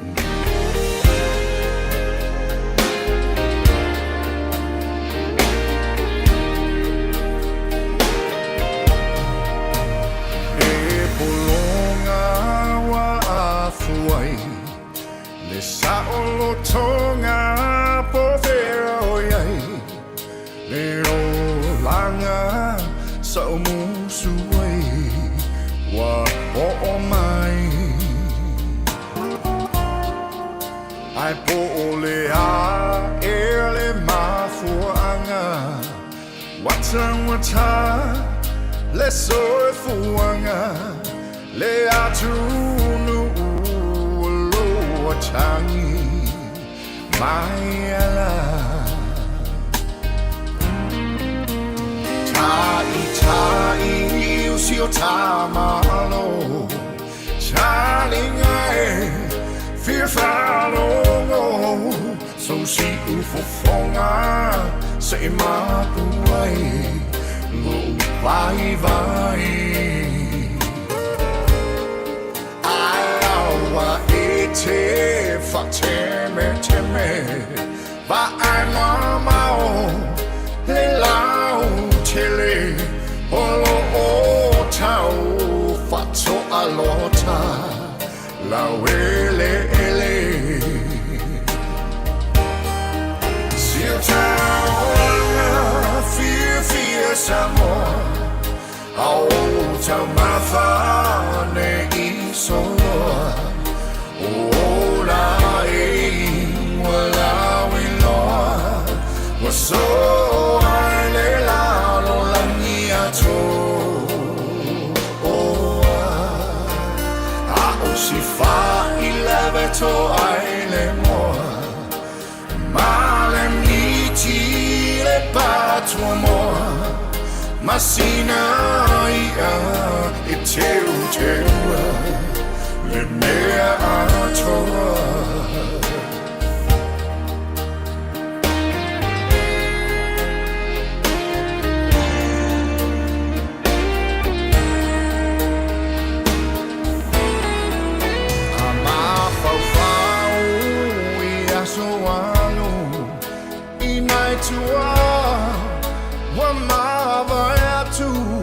Le tau mawhainga pela ea E lava singanu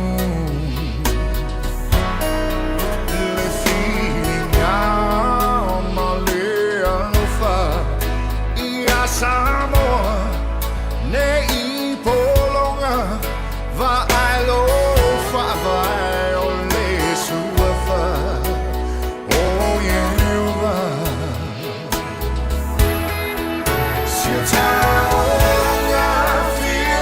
Samoa Au tau mawhane I sonoa O la e wala wiloa Wa so ai le lao langi ato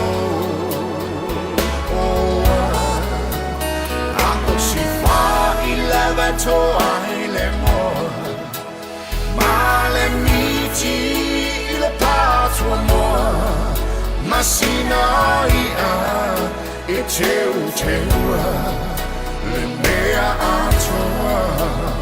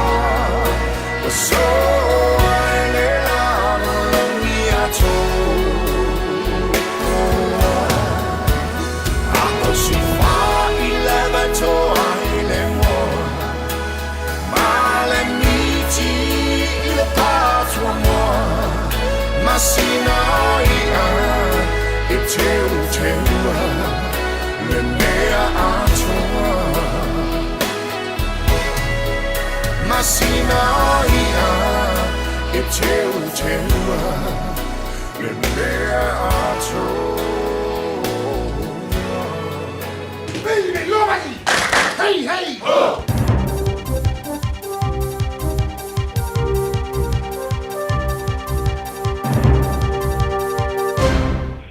Tala ne mai a te roini sila le so Taeao manuia.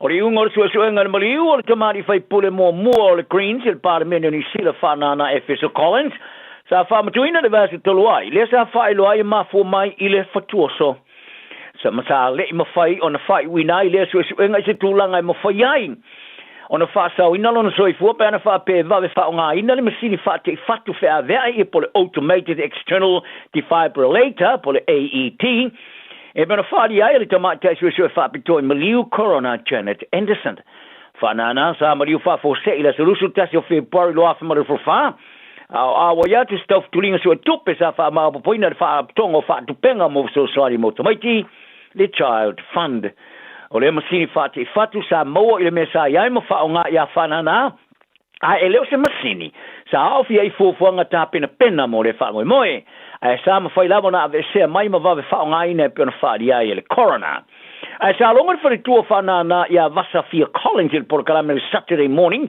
a le rei jori sila o lo tū maula vale maftia ngaulo na inga ma le le fia tu sai ma le wala sa whatino ali suenga le tamatai so e whapitoa ma ia whaari ai o lea ngā se senga e anga leanga mai ui lava e whanga e tia o na wadi li maile mea tong sa iai ai sa ti ngalo na loto o nei le a tole lusur whai tu la sa longo inai o ia e whai unga ai le whalau te lina le li poti whaari e Collins o lea ti ngā te ruai o i la taumala na vaenga sa matua i ngā rue ma losi mo le rua tau sanga ia la tu tāra sanga ma tau whai e whai loa le mea moni sa tupu mai i le aso Sala ngona lona nati mtau mwhai na te mawase tali mo le li poti umi, ma lona whaalo ngona fwoi sa iai, o le longo le ilona ainga ai le i whaali e sona manatu ilo minga mwhasala launga. E la ngona lona loto maftie winga i le vaenga na ngase senga, o nei le lava se temi sa tu natu ilona ainga ngase se wha amtalanga ai le whaalau telina. Whaare Collins olo i ai lava i le tero sile winga i le tariatu le temi sa palasi elon tolua. I te whaate teinga. O se fo mai sa alu ilana ngā ruenga i le taimi matau atua i le mea utupu, matau mawhai e loa e fsosani i a whanana. Ma o tau i nā tua i a teia, e le eise tūlanga ni tā pena penanga tāla whenanga i sa iai, mo se tu a ingo whamoe moe. O ne umero pāngata tamata e turi whasalanga i wharipui o iari whamoe moe au sia leon suntol pasene. I le eise fultau sanga te luai whasalanga mamafo le a whasalai, soli tu la fono ni ngaui. O lea foi numera pa fa tusa sa tu si tanga tosfu limpasene sa valo ia i lea fa inga ato pangota iai. O le tula fono te sori ngā tula fono por crimes amendment bill o tu ina tu i nei le komit filfiliar parliament ai le pasena e ave ma tula fono ta mau o fa vaina se tula fono fo moringoi e foi ale se winga o le fa so tula fono fa o lima male a mi o le tau polea. O le lipoti whaale tau sanga le vai luma na matanga ruenga o whaamasinonga, sa whaamatuina la sfroile. Sa tāua e to o tele atu le i tūpautina matamai tai o le alokaina e tu sai male kāru sanga o le tūlafana fau, mo le si tio whaasalanga mo le ngoi. Tāua ai, o i ere whaamue moe o le whaito wafa o tina matamai tai wharipui o le ao sa mawalunga, mai le vausa lau tos fluiva i a Februari o tau sanga den. I le afe tos lau fits fulu ia iuni, o le luafe tos fuluono. E whatoa whaongaina le tūla whono pe a whai o le tau se me tō tino ngau ia lua awhi tā la malaloani. Ma whaastala ina i leo tū lawa i leo tausanga i whare pui pui. Wharia le li minsta o whaamasnonga Paul Goldsmith, o ia fuafuanga whaana tau le matanga ruanga o whai loa le ngāru lua le malo mo le fō ia, o mea whai ngō fia le tūla whono ma whātonunga, ma ia mauti noa le whaalongona saunga le mū o tangata New Zealand. Ai o tama mau ele tama tai so upo for pui pui le parti le leipa Dr. Tracy McLeland o le fa tupla io tanga te lo kaina tau tatele to ele saunga le mua New Zealand mai sori to la fono o scientists va to fatu tonu na matanga luanga so fo malo lo ina New Zealand wala to faria wa va ia ila to le fala brum tonga e tu samale la tu te I swinga ile wala e fatu pe tonga fitinga o le mai suka I lungo le lato pengo fa matalanga lo tausanga I le fala butonga fa tu pe ma sa palaia vai la au soi fo malo loina le famek I se swinga I ngase e fa tu pe na tonga fitinga o lato mai suka I vai la au o le impact leaf leaf lozin Julak Lutide, Male Lirak Lutide.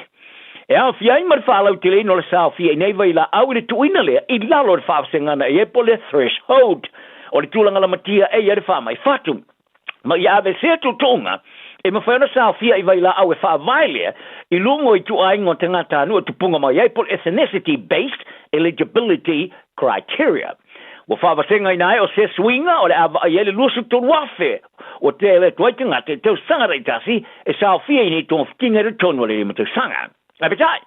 Well, Fatu Te Yelevang and enough from a tongue of Tingo Fatu por a cardiac network. Ilamatanga Wenga Soy for Maloloina. A Bernalato Falia, or Fa Mauningo or Fa Loi, or Ting the Maudi Pasika, a Teleato Nala Matia de Mensuka. It is a lava peolari tulanga or Yala to Tama and Moa, Maleola Manuia Yai. Shalom Oil Tamatai, Fono.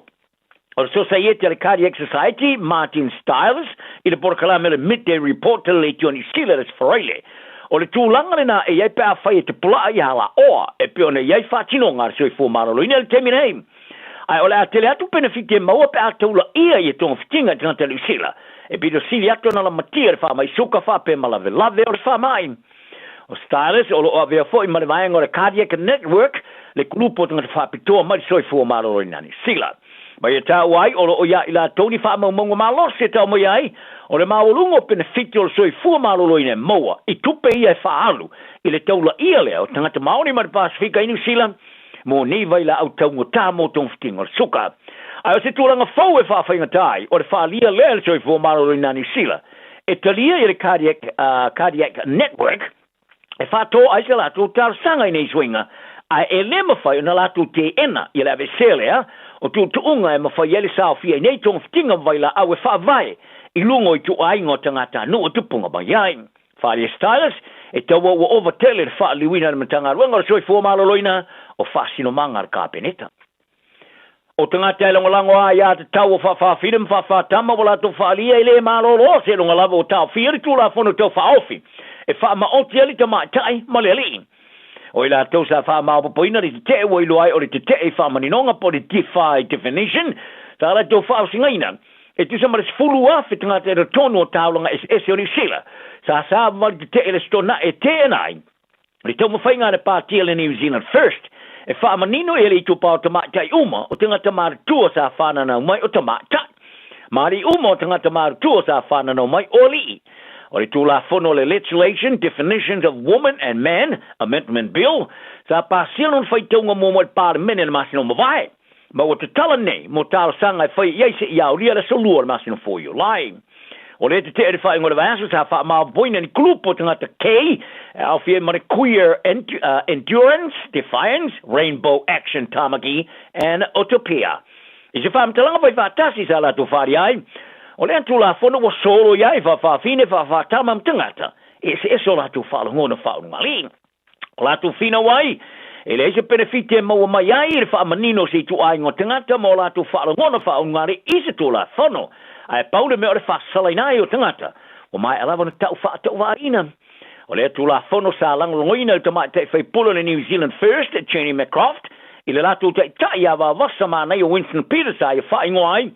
I lungo o wala so te ingalau tele restaurant I nei tangata te te o ni tangata I le a o ina wha maurunga ma wha maurunga. Mai e tā uai o le tūla whono, o le pui a leo le a iao tama tae mateine, lo lātu saulotonga ma le saunga le mū. Tā alonga, wa au si ara ula kapia le Hurricanes i sua ngā Champino le tāma le sanga le Super Kabiba Fika le neito sanga. I se tā alo sa matua I sasa ina le Blues lima sul fitu lusu tasi Wellingtone. O le amo le Hurricanes i se lātu tūlanga le leo ana au tā puai, o na la talimalo nei le Chiefs, mo le sua ngā Champini le Paula Stona ai. O le mata ina telo le taalo le Hurricanes at awhalo na lua sa tine I aile lui tau mo le Blues. E pona sa iei temi sa tilu e stulanga whate I aile latu taalo le tamrisanga. E le whafto aia le o le awa le mofanua I le awhamomoa. E le whaima le peki le leo le whasalonga o le latu taalo. E tale awhataimi suiva aia le Hurricanes e surfa le Blues. Ai le awhalo na lua sa sui e lo le kio le taalo le Hurricanes. Ma sasa ina ile au msi atu ina osa so skoe lua le amatanga le awhalo na lua. Ale latu afa ya Cam Roykard, ma le wingi ya Josh Mopi, ma au sia le Hurricanes I le sila o score mo le tu sanga, se au mua le super ka piwa au sia le telo score. E le ungo le talonga iwa score le Hurricanes, le tolu le Blues. A le Poras Freile, ia e se fo i le tu aingo ta alo sa fatino le Chiefs, le afa mua sa la tu motua i te puni ane fai to mo le Crusaders, e le ta alo le tasi le tongi maua ne minute tasi. Ina o tare marolongo fast fulua ai, i le lima ale umsi ane i Wellington. I le mai ai o le talonga, se fululua ai o le Crusaders, fast forever le Chiefs.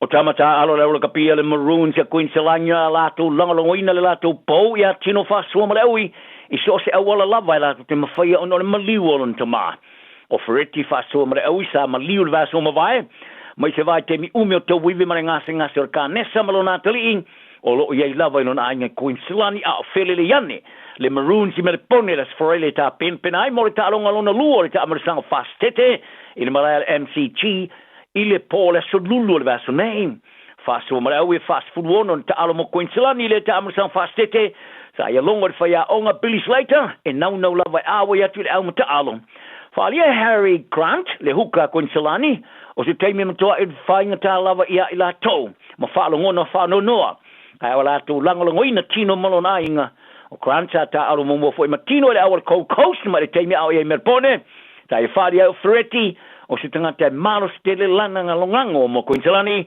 e pena fatu sia tu malai le tiro talo ngano natal ia tino o vastalwai a tinga ina lon tamasa talano tino le no te alo mo lon tamama faro ngia li ngole ainga o Fretti sa malanga tu Australia mai Samoa a televo mo talo talonga au mau lalo kala por Sydney Roosters ai li fasi e atu Kimby ma amtai lo na ainga talana le yaso mo o ile nganga fa mau lalo ma imanu ilo waso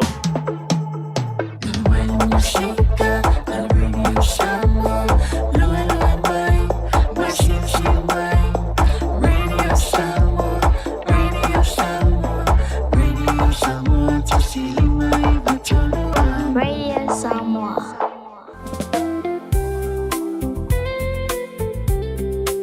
Ua ova maleonos fulu tau sanga le tau tua le Christian Savings. O le au nanga e fesoasoani I le ngaluenga a le atua.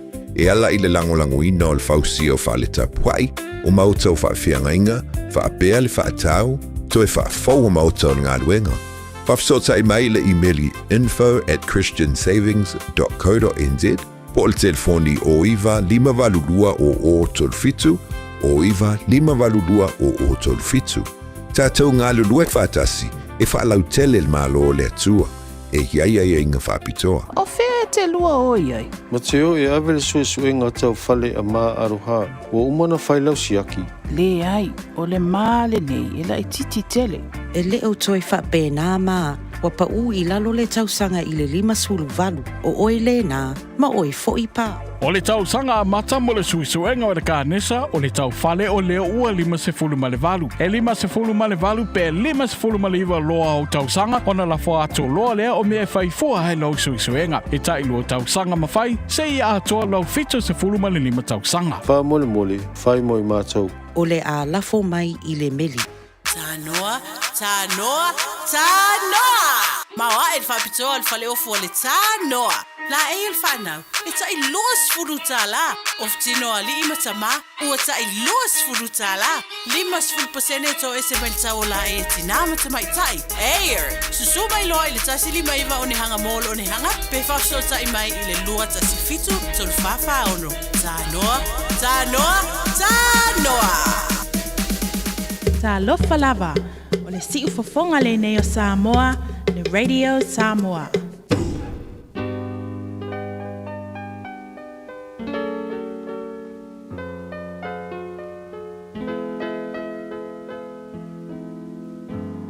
Faitauina le upo le poto no le tautua matavela linga Fusi and Sons Funeral Services I Mangele ma Samoa. I taimi o mawhatianga ma whaanoanoanga ona o le maliu. Mana tualingalinga Fusi and Sons malana au nanga o le a whaamama avenga atu mo oe ma le ainga. Wala au I le telefoni 255 tolu o fitu.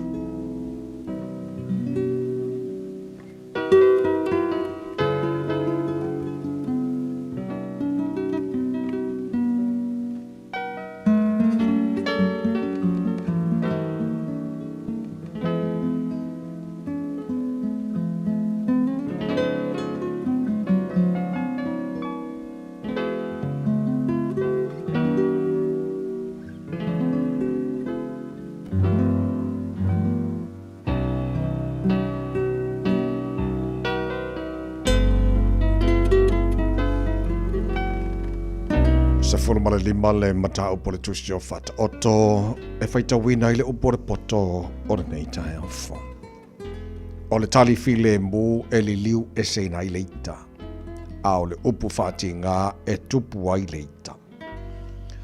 O laulau whaiva o e papoto e whaafia tangata i le poto. A o ngutu o e vale lea e luai mai e le valea. O loo i mea malawa fofonga o le li. O loo matuasi le sila i a mio le anga, ma e a mio le le. O le laulau whaiva e maro lo ai, o le la au o le ola lea. A o le laulau whaiva whapio pi o e momo ai le loto. E te e atu e le vale le au atu o lonta maa. A o le usi ustai le au inga e whautau te la maia. O lo le whale, o le a mio tonu le olo e tele. A o le pupuanga, wa iei le me maua, e le wamio le anga. E whaasala la wina le poto le ngutu e poto, ai le whapea loto e vale lea. O le taulanga ai a mio le anga ino sia le li. A o te talo ai a mio sa o lona le fia. E ino sia le li le ala o e a mio le anga. Ai alo whaoia i le ua tausisi atu i le a mio tonu. E le anga le awa inga i le ua tu ua le anga. O le ino le awa inga i o tila vaia. O se o li maremara ia, o lo ilunga, o lo ilumba o le li ia. E le siri e an whapea o loto tangata. E le alofa le tawemu i le awa iatu ia te ia. Na te anuatu i e popoto. O le loto fia, e tupu ai mata fia. A o le loto whano noe momo ai le nganga. O le loto o le umafofau, wa sa ili lea le poto. A ngutu e vale lea wa ai le valea. O aso uma o le utinga ina wa le anga ia. A o le loto fia, o le tausa minga e le auno lea. Sili ona leo se mei titi, a o iei le matau i le li, i le olotele, a o iei le atua tu vale. E sili ona le leo le whanamanga o la au aina a o iei le alofa, i le povi, ai le whane povi, a o iei le ino. O le tangata la toa, na te whatupuina le misa, a o le whatu toa e tu le leia te i le whinaunga.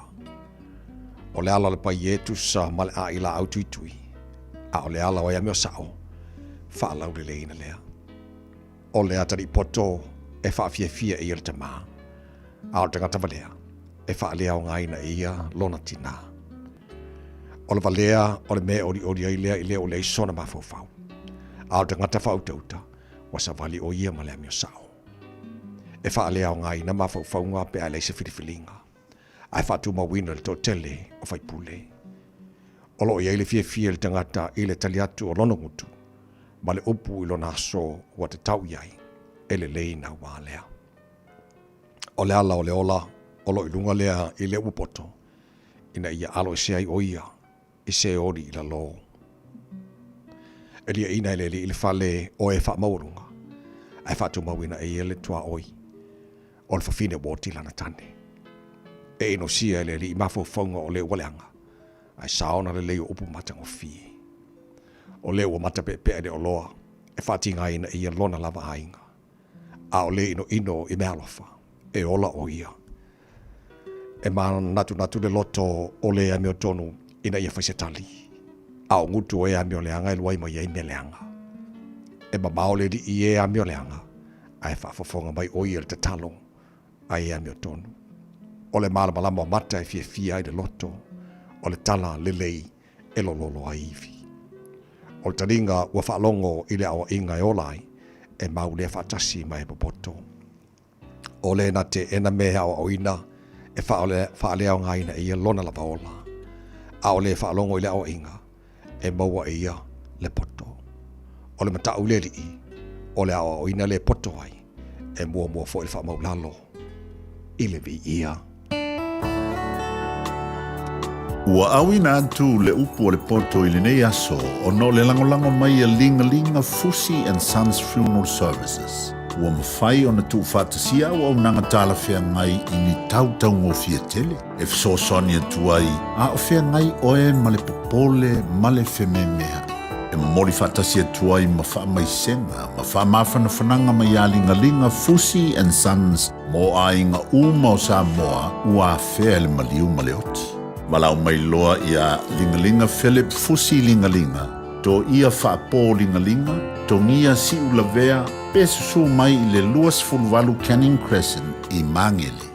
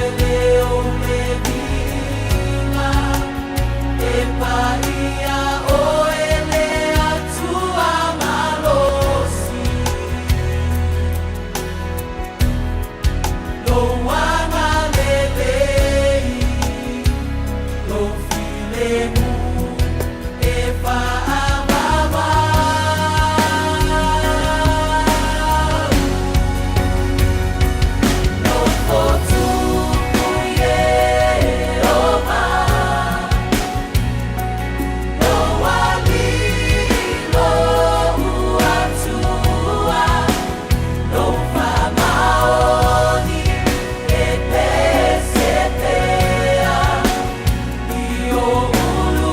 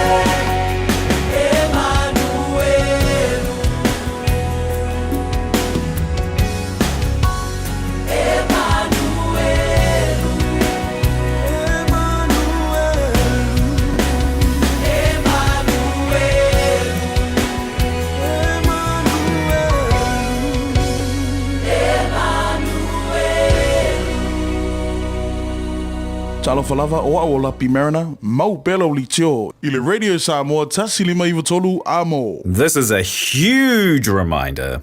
Sorry, that was a bit much. This is your big reminder to do that little job of getting your winter immunizations, including flu, booked in now. They're available through bookmyvaccine.nz or your healthcare provider. Oso.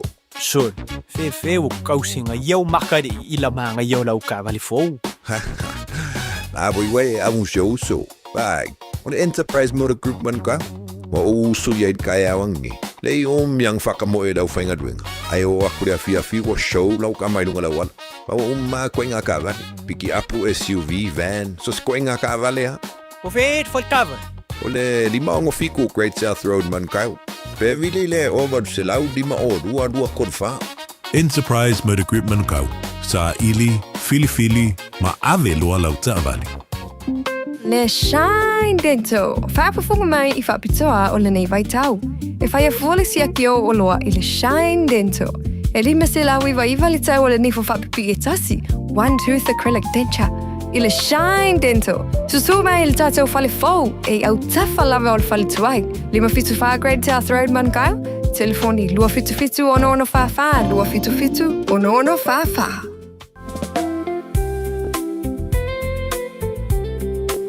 Ua over Maliono sfulu tau sangal tau tua al Christian Savings. O le au nanga soso ani linga luenga alia tua.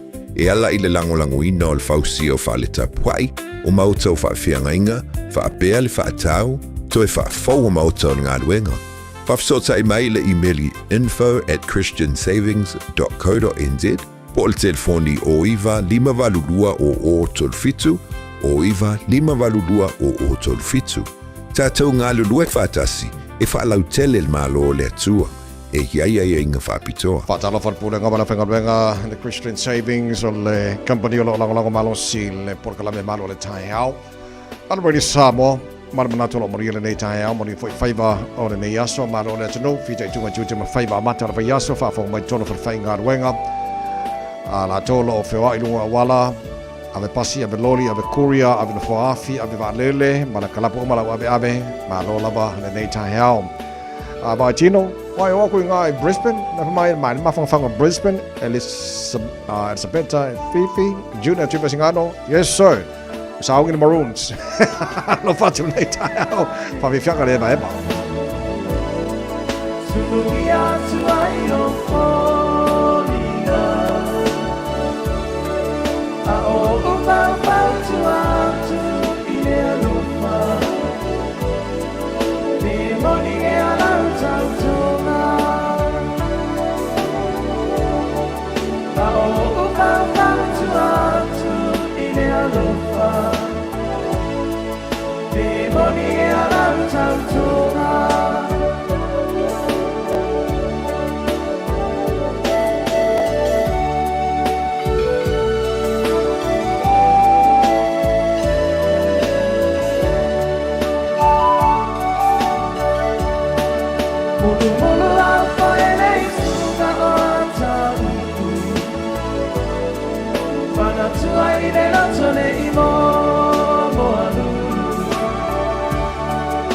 Se filisana pimaiti noi le pongisa Ua mabae aile anufa Se filisana pimaiti noi le pongisa Ua mabae aile anufa Pese maano ai Magoi matza Wala eitan vai falo ano Ia puna e peale alo pailo tava Makusia itanua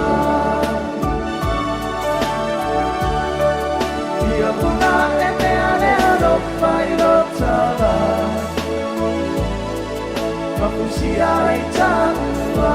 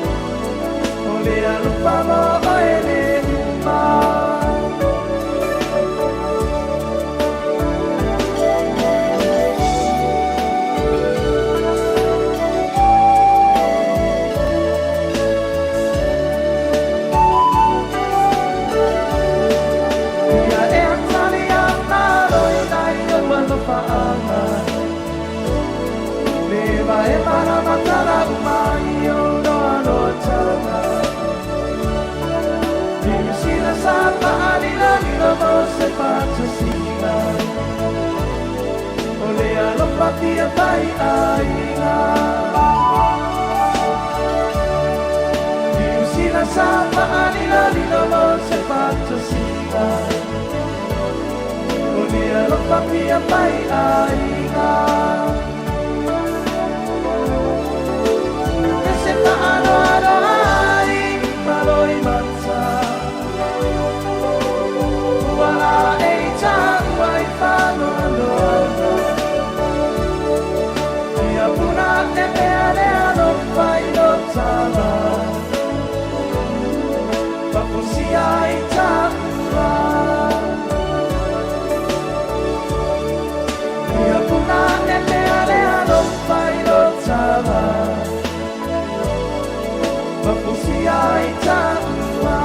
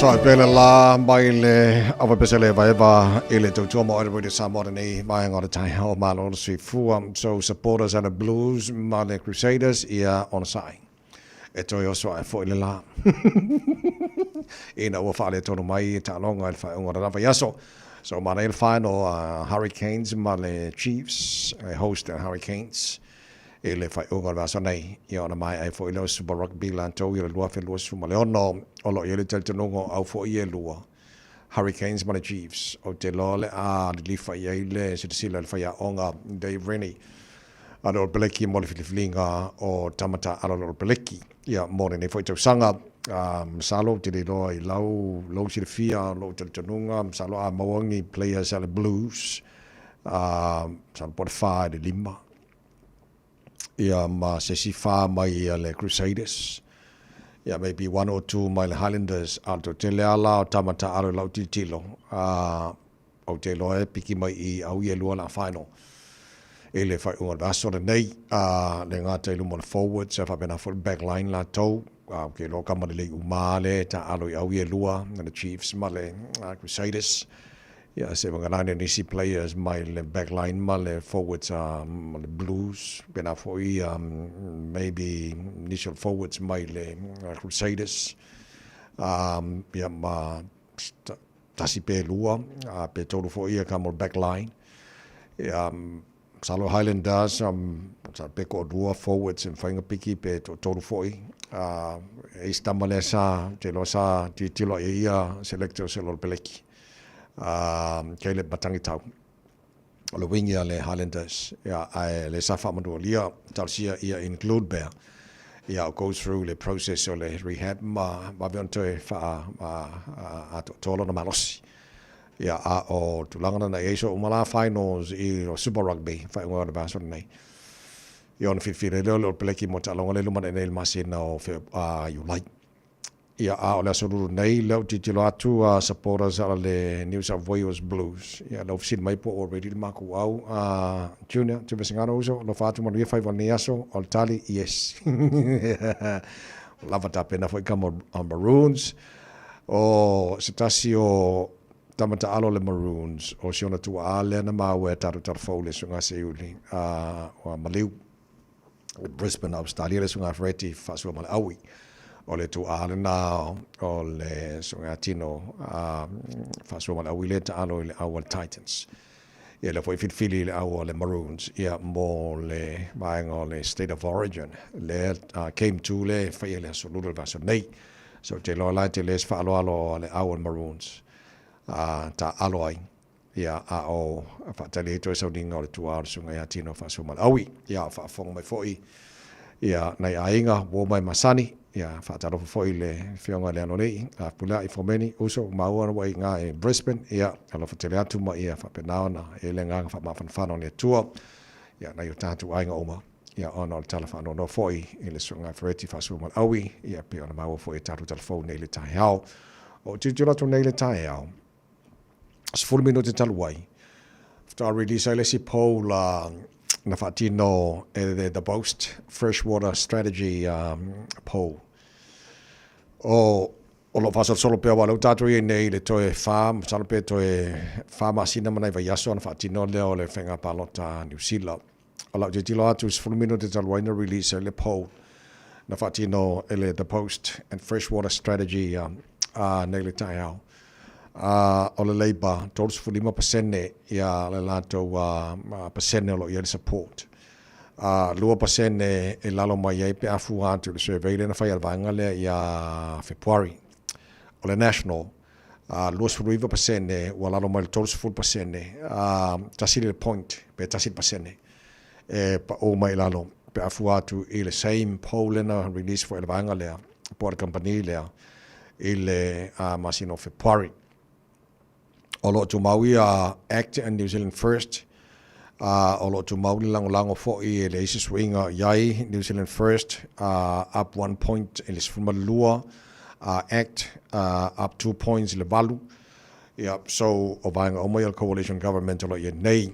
On the Greens 30% te Party Māori. O lo tu mau fo 2%. O le vaenga la pe tu fatasi ia pasene pe fa no fo il parlemene o lo tu mau ona mau and a coalition ia coalition government ia le foi numero no 4 fa sia per malo pe afuatu il Poland release my nei all the facility of sitting here po ai the most preferred prime minister Vavayatu Labour leader Chris Hipkins is still the preferred prime minister fast for pasene 2% down my late poll in February. Christopher Luxon gained support and is on 37. Total 50% up 3 points. Yeah, my poll in a release in February on night from Talanga Lata Maia. Ele tulanga ia ile saunia to New Zealand bolana fenga palata la fito November. Mantola a poll ia to sort of sitting here se afa ingo na tangata salape afel mo runga sa tilo ia fasili afa ngai na telefoni. Ya Emily Manisha Vaenga FCD la ala topo ai party la to telanga longa le time I for the preferred prime minister. The lambo wai le Poland release my nail Taeao bonus in fear to know. Ya motato fenga palota le Vaenga ta wole tono so se malo mo oe ma uno e ala mo no foi New Zealand nei. Te le tatu sao e fai le tatu palota e le fenga palota la fito November. Afa pe o lewa wai tonu lo swafa lola palota New Zealand. Ia so o tu langana ia tau te fai o tara palota ma tu fo e pulel tanga te lana palota o ia te tau ia lalo vaenga fa tem karasi e pulel tanga te lana palota ilana fai pule lua palota fai o le palota mo bola palota ila fai pule lo tu malo ma le palota lona lua o le parti e te lango ngoina so vaenga tau ia mo tau a fai na suilo tu atusi mai le mai alfenga palota lua fe lua tolu lona winga la e te tau on longo le official fenga palota la foto lo po pe palota e lo tu atusi fo na o yai awa ale longoina lo winga la alu pe palota lo tu atusi tuai I ona le mawai le oe ma le whaiara palota I le whainga palota la sifito November. So nei vanga tā ura nā mo tātou e le leile si lei fo iai. Ia ma wha tā ura nei vanga nā mo tātou. Le isi tala la ta maipo o saini le vanga o malienga Iran ma Amerika. Wala walo le ka whanga ngalo keki ai alofa lo lesi lesi ma ka kala mai Strait of Hormuz ua kaungkale pengsingi mo mātou I nei wha mo mone kauru si whang. O nei le wha mo tau na saini ai na pawara vanga o le o wha tale o le tu inatu o le tausanga ma le ua pese wha kungunga fo ile a President o Amerika I o le parimia o Israel Benjamin Netanyahu e awane I teo se wha ia Lebanona ia walanga le pe fo nga le ai fa inga Israel Lebanona e o ia ima le mafai ona fa mo ina telo vaenga o le fenga le o filemu ia le ba America ma Iran so far walanga na matamal Taeao o le masa salonga tau sai ni nei ia le I ia se vaenga o tu ina mai mo le fo Taeao mo se fia tano nei vaenga na mo se fia nei time o le Taeao to mo le Samoa Jos fulima minuta lo talo to las fulto paura minuta lo toy tapo kala marwal taar nei fo Taeao fo mo tanga ra yaso ta to sa pisil Taeao mo lino to mai chila awa pesele mo oi relax mo fa vela ko samo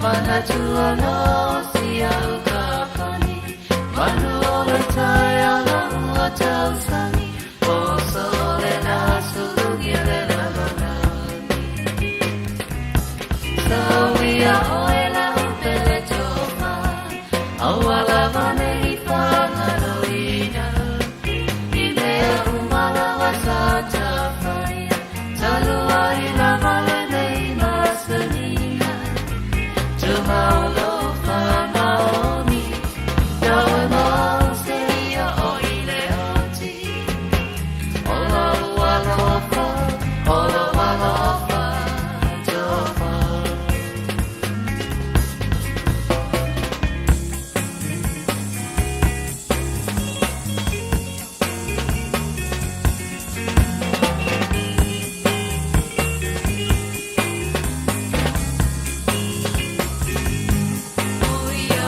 Sia te whatua mo Pe awa ai atu I le la ua motu Ai au no whana whai se atu manga Papa sala ai o te mawhawhanga Matau su e mari e o se ala E mawhai ai o na matana tala Se ta whiua pele I la ua nanga Wa atoa nei ole se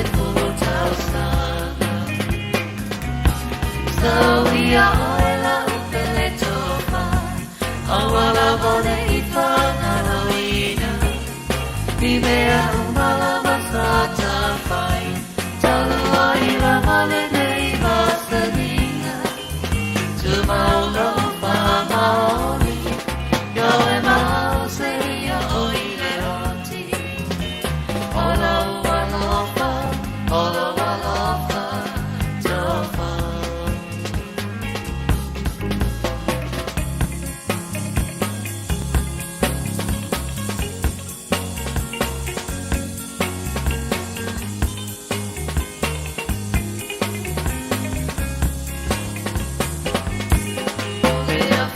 Ole a manua e penia Tula pinti ole a whaia Pe alu e te whape no pohi le pale Tau lava I na whanga no valo ae Sau la I a la upele si I a la ula whala mo se O moe o la upele le kumale Tofa soi fua ole au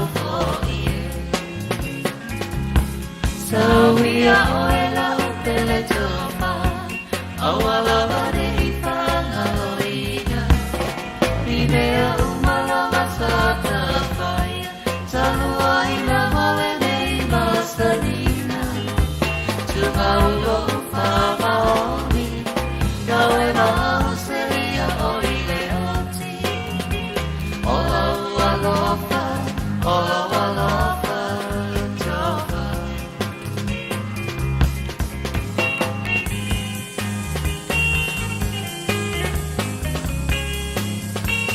pela boy fa fonga mai le time ole Taeao te alo fo ia te ole pesele mai a ngalman mana te nawi tau tua e mai alo pesele on tatu fa to fai lea bola matanga nei vai aso wata tu yai fa fonga na tino I Malu mo te malawa ta po inga nei o tatu matua tu asin sino Samoa fa after tele lava talo mal fa fonga mal ta po inga nei fo Taeao fo fita tunga jute mga ruenga le tino Malu mo te malawa pa pena fo tono ta vale tono fa fenga ruenga Facebook mari YouTube ro le Samoa fa tu ya te pesele mo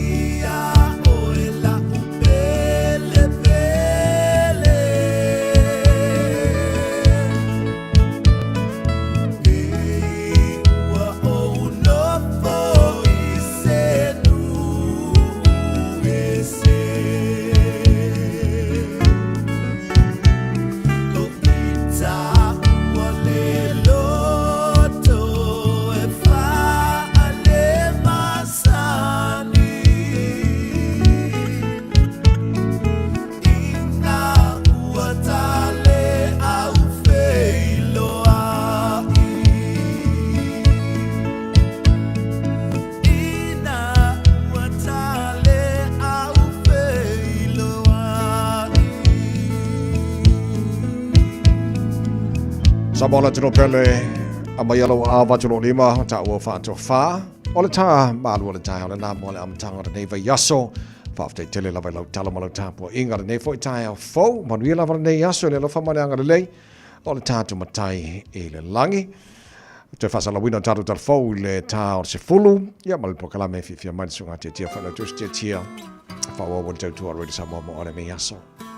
Manuia lawa le nei yaso. Look after yourself. God bless to fasifa.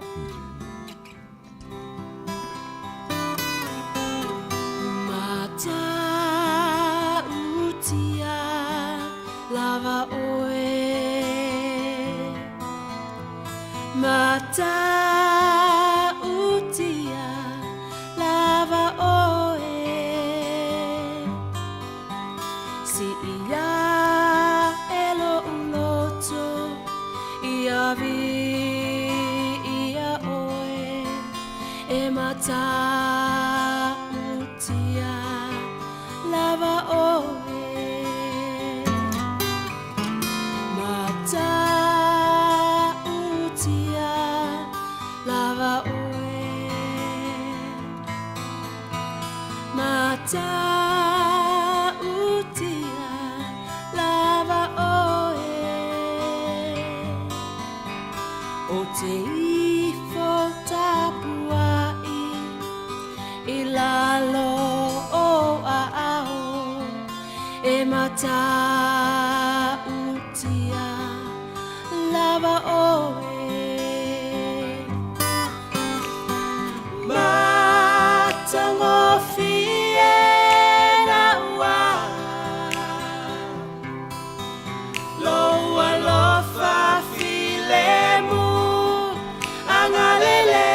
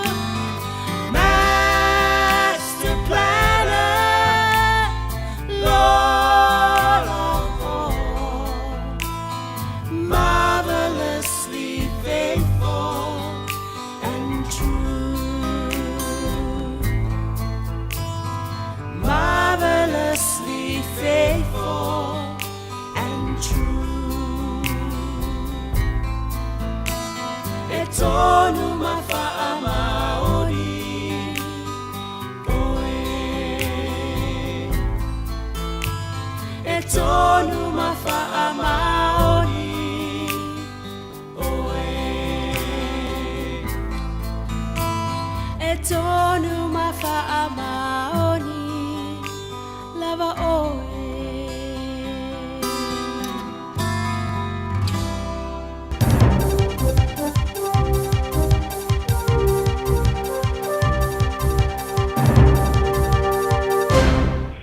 Tala ne mai au te roa ni sila le so Taeao manuia.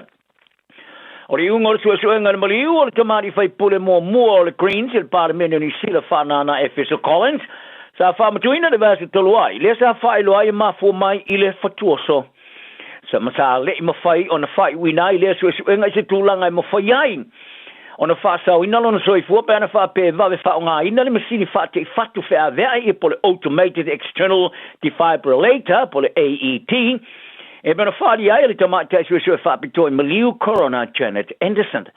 Whanana sa Maliu whafose i la solusu tasi o Februari lo afa maru wha a waya tu stauf tulinga sua tupe sa wha maa popoina le wha tongo wha tupenga mo Society mo tamaiti le Child Fund.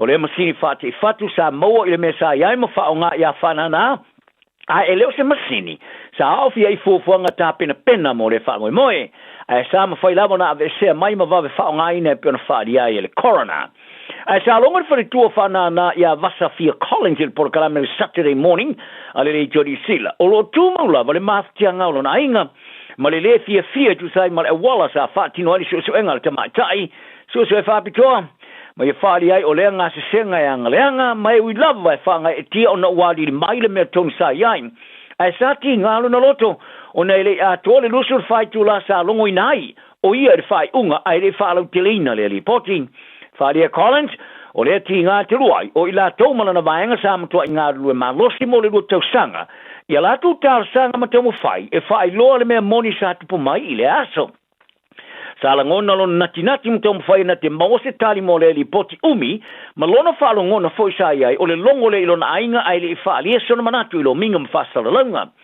E la ngona lona loto mafti e winga i le vaenga na ngase senga, o nei le lava se teimi sa tu natu ilona ainga i ngase se ai whaamtalanga ai le whaalau te leina. Whaare Collins olo i ai lava i le tero sile winga i le tariatu le teimi sa palasi elon to olua. I se whaate teinga, o se fo mai sa halu i lana ngā ruenga i le taimi matau atua i le mea o tupu, matau mawhai e ilo e fsosani i a whanana. Ma o tau i nā tua i a teia, e le eise tūlanga ni tāpena penanga tāla whenanga i sa iai, mo sei tu a ingo whamoe moe. O ne umero pāngata tamata e turi whasalanga i wharipui o iari whamoe moe au sia leon suntol pasene, i le eise fultau sanga te ruai whasalanga mamafo le a whasalai, soli tu la whono ni ngaui. O lea foi numera pa fa tusa sa tu si tanga tosfu limpasene sa valo ia i lea fa inga ato pangota yaim.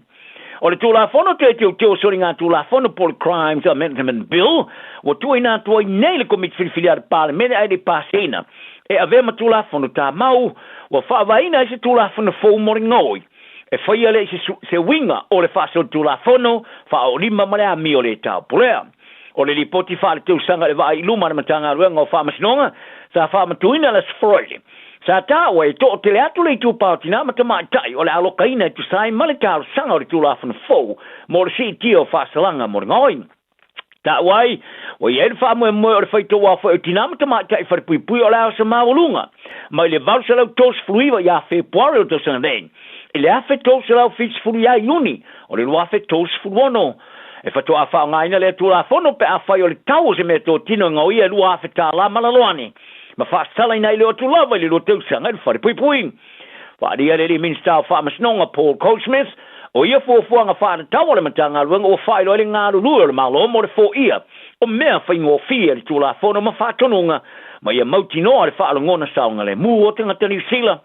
Ai o tama mau ele tamai tai suiso upo for pui pui le partia le Labour Dr. Tracy McLeland o le whaatupula i o tanga te alo kaina taunga tātere to ele saunga le mua New Zealand mai sori to la fono. O scientisti whapito o whatu le tonu le matanga luanga o soi fua marolo i New Zealand wala tu wharia wa vau ia ila tu o le whalabrum tonga e tu samale latu te te i swinga i le awala e whatu pei tonga fitinga o le mai suka. I lungo le lato o pengo whamatalanga lo tārsanga i le whalabutonga e whatupea, ma sa palaia vai la au soi fua maloloina le whamek. I se swinga i ngase e whatupeina tonga fitinga, o lato mai suka i vai la au o le impact lefilozin, Julak Lutaid, Male Lirak Lutaid.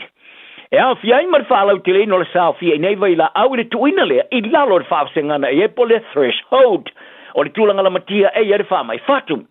Ma I ave se tu tonga e ma whaona sao fia I vai la au e wha vaile I lungo I tu aingo te ngata anu tu punga mai e po ethnicity based eligibility criteria. Wa whaavasenga I nai o se swinga o le ava I ele lusu tu wafe o te ele tuaitinga te tau sanga reitasi e sao fia I ni tōng fitinga re tonu le ma tu sanga.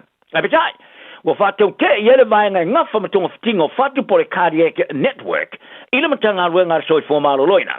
E peo na lātou whali ai o wha mauninga o wha iloai o tengta mauri ma le Pasifika e tele ato na la matia le mai suka e tu salava pe o le ali tūlanga o iai lātou tamau ainga maua ma le ora manui ai iai. Salongo e le tamai tai whono o le Society of the Cardiac Society, Martin Stiles, I le porkalame le midday report te le tioni skila le sforeile. O le tūlanga le na e iai pe a whai e te pula I hala oa e pe o ne iai whātinonga ar soi fōmaro loina le temi nei. Ai o le a tele atu benefiti e maua pe a taula ia I e tonga fitinga te ngata lusila. E pido sili atu na la matia le wha mai suka wha pe malave lave o le wha mai. O Stiles o lo o avea fo I ma le vaenga o le Cardiac Network le kulupo te ngata whapitoa mai soi fōmaro loina ni sila. Mai e tā wai o lo o ia I la tōni wha maunga malos e tau mai ai o le maulungo benefiti o le soi fōmaro loina maua I tupe ia e wha alu I le taula ia leo tangata maoni ma le Pasifika I New Zealand mo ni vai la au tau ngota mo tong fitinga o suka. Ai o se tūlanga fau e whawhainga tai o le whaalia lea le soi fōmaro loina ni sila. E talia I le cardiac network e whato ai se la tō tāra sanga I nei swinga a e le mawhai o na la tō te ena I le ave selea o tu unga e mawhai ele sao fia I nei tong fitinga vai la au e whaavai I lungo I tu aingo tangata nu o tupunga mai ai. Whaali Stiles e tawa wa overtele le whaaliwina na matanga ruanga o soi fōmaro loina o whaasino manga ar kāpeneta. O tangata e longalango a ia te tau o whawhawhira mwhawhatama wala tō whaalia I le malolo se longalava o tau whiri tūla whono tau whaofi e whaamaoti ali ta maitai maleli. O ila tau sa whaamaopopoina li te te o iloai o li te te e whaamaninonga po li defy definition ta ala tau whaosingaina. E tu sa maris fulu afi tangata e ratono o taulanga ese o ni sila. Sa wali te te e le stona e te enai. Li tau mawhainga ne pātia le New Zealand First. E whaamanino e le I tupa o tamatai uma o tangata mārutua sa whanana mai o tamatai. Mari uma o tangata mārutua sa whanana mai o li. O le tūla whono le Legislation, Definitions of Woman and Man, Amendment Bill, sa pāsilon whaitaunga mō mo le pārmene na masino mawai. Ma o te tala nei, mo tāla sanga e whai iai se iau ria le solua na masino fōio lai. O le te te ere whai ngore vāsu sa wha maa boina ni klupo tangata K, au fie mare Queer Endurance, Defiance, Rainbow Action Tamaki, and Utopia. I se whaamtalanga vai whātasi sa la tu whari ai, o le antula whono wa solo iai whawhawhine whawhātama mtangata, e se eso la tu whalangona whaungali.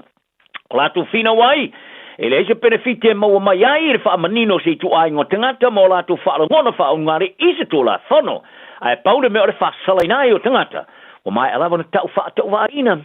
O le tu la whono sa langloina o tamai te whaipula le New Zealand First, Cheney McCroft, I le latu te tai awa wasa mana o Winston Peters ai whaingo ai, I lungo o wala so te ingalau tele restaurant ia nei tangata te te, o ni tangata I le a o ina wha maurunga, ma wha maurunga.